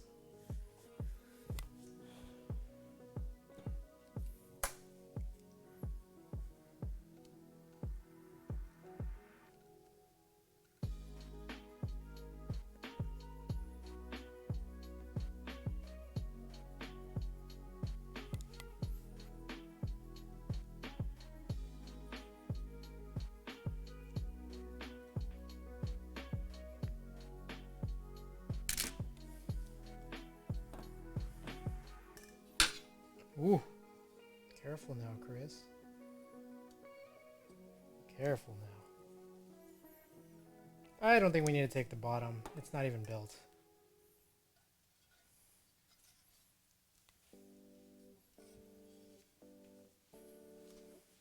And I don't want to use the exposures, to be honest.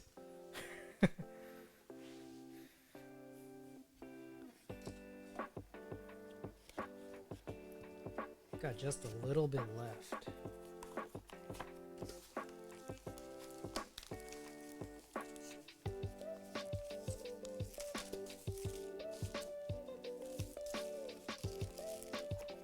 Cleaning this up here.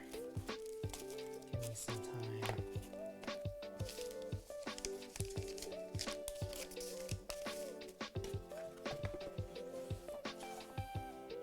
So we got the K, the Elixir's Eye, and the Compact left. I think I want to do the K last because I definitely want to take shots of it. But I want to I think at that point it's like when I want to burn the rest of the roll. So we're going to do this Elixir's Eye one more time, even though we already have a photo of it. Then we'll do the Compact, which hopefully should only be like 1 or 2 shots, and then we'll burn like the last 3 or 4.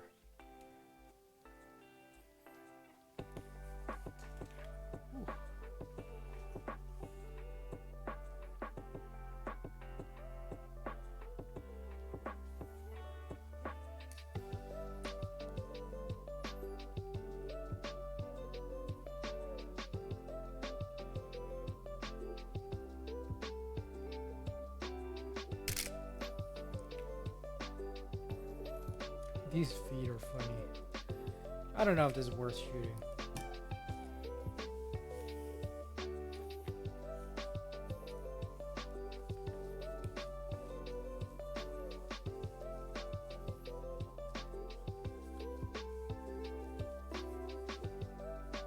maybe.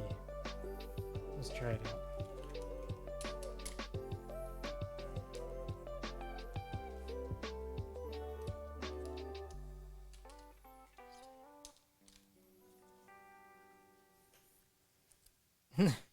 I'm just getting reflections of the top, so maybe not.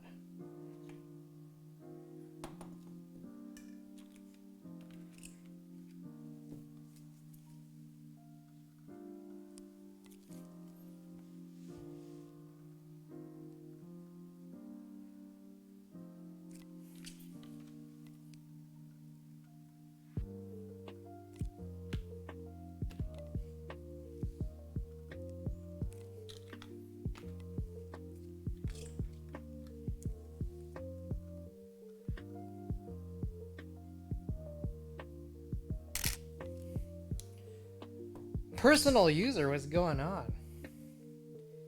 Shooting some keyboards on photo film right now. We're almost wrapped up. Got just a couple of boards left. One is a vintage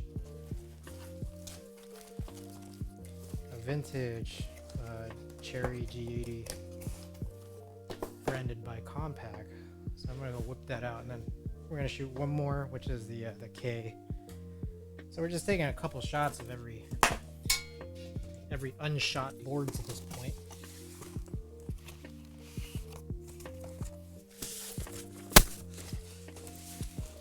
Hope you've been good. Trying not to make as big of a mess as I usually do, but it always ends up this way.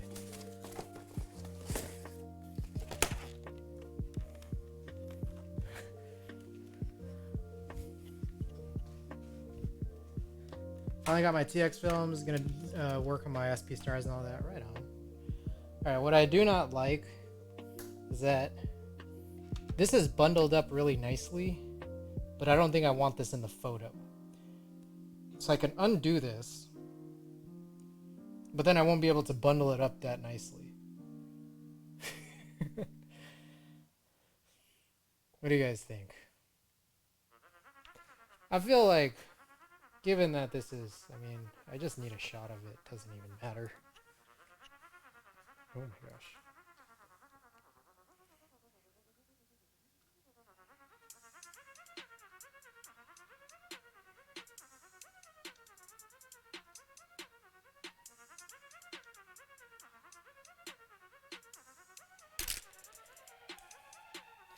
Yeah, we're just shooting it like this. And the keycaps are pretty dirty. These are what I want to put on that low pro, because I actually feel like there's a lot of keys here that would just be usable. I mean, look at that. 1.5, 7U. Crazy.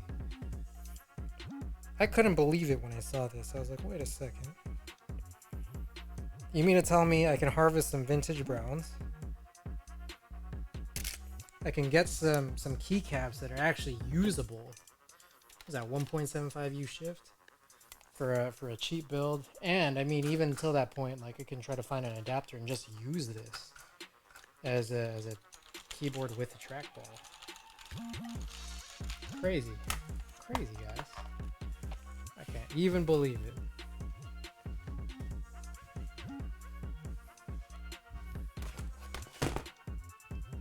All right, one more board to go. That's the K.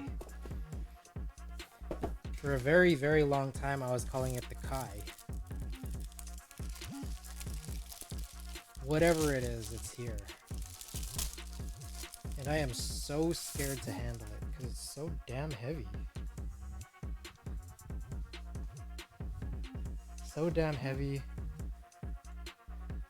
CRP on those, maybe. Oh my god. So scary. I'm telling you. Like dinging it up in this hard surface.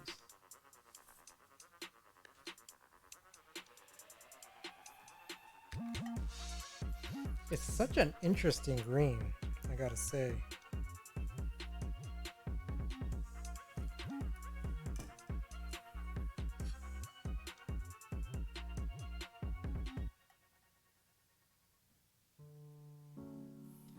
Just trying to be so gentle.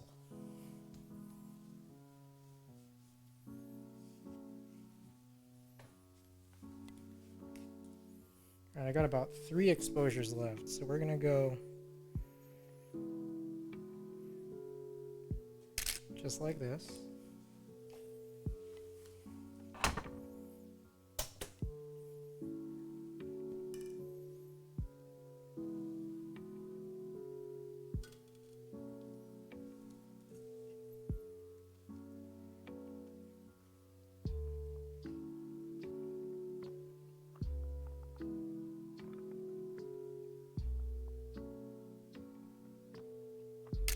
Just like that.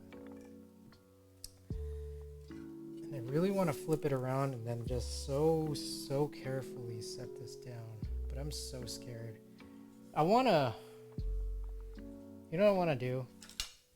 I'm going to set this down on this towel. And then just like get really close to the logo. And then just shoot it like this. That way it's like... I don't have to worry so much.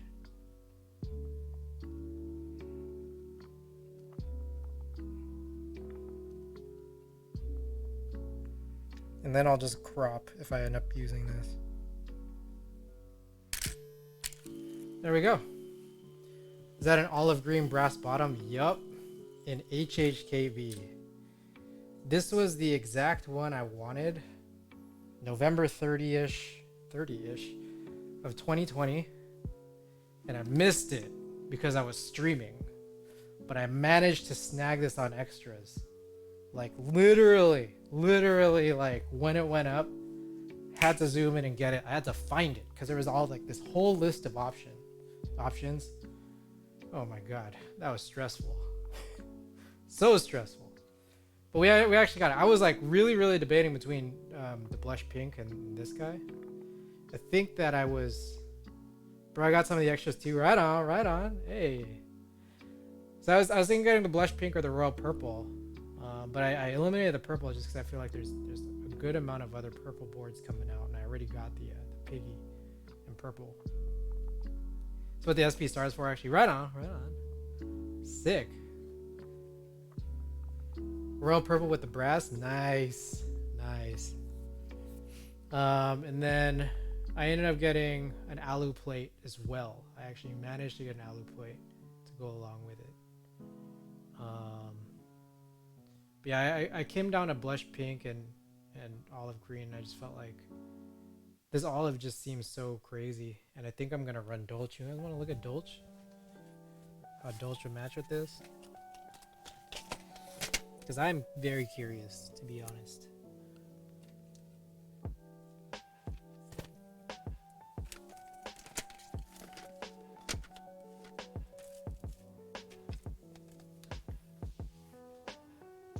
Check out both purple and olive.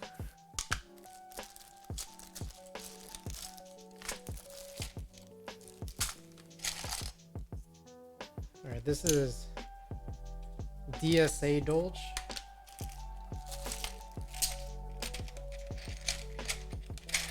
And this is GMK Dolce.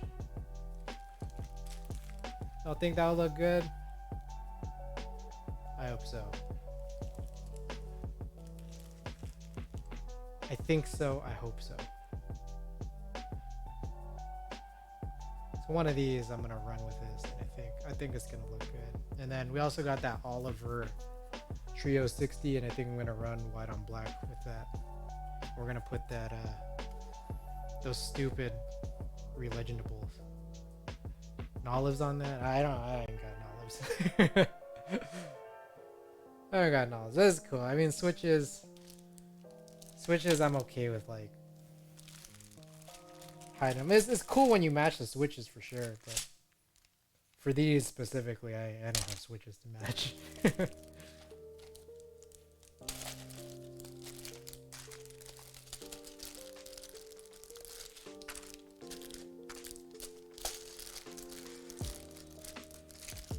Alright, time to stuff all these back in. Guys, I think that just about wraps it up here. We've done a long... We started off by doing, man, what was it? Really? It was like an hour and a half. We've gone 2 hours of just shooting. We went an hour and a half developing photos, and we spent more time shooting these keyboard photos. But a ton of time was also just trying to outfit that Switch Couture Alice. CRP on an olive green by Monoke has been a crowd favorite.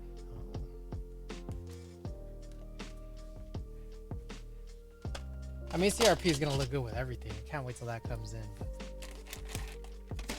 can't wait, but you gotta wait. That's how it is.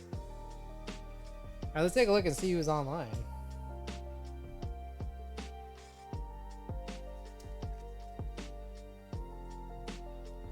Warm Thoughts is on. Hammer Brothers on.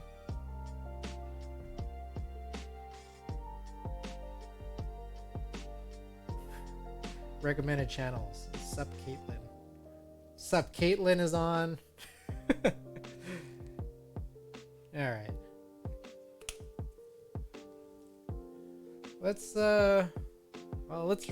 I'll raid one of them if you guys have any preference between now and the time I get to my keyboard. I'll raid either Warm Thoughts or Hammer Brother. But I'll pick one by the time I get there. Alright guys, thanks so much for being here tonight. Personal user, thanks so much for dropping in here at the very end. Had some fun. We developed a little bit of a photo film a little bit earlier, and then we ended up shooting some photo film afterwards. And we got our 5 rolls. I feel like I could develop these 2 now if I wanted, but I'm probably gonna pass. But alright, we good. Alright. Take care. Tomorrow I'm gonna be streaming Splatoon with Cabal Bros on her channel. So check that out. Cabal Bros down in the channel panels. But I'll be back here doing some scans of the photos we just developed earlier at the beginning of stream on Wednesday night around like 7:30, sometime between 7:30 and 8:30. We'll see how it goes.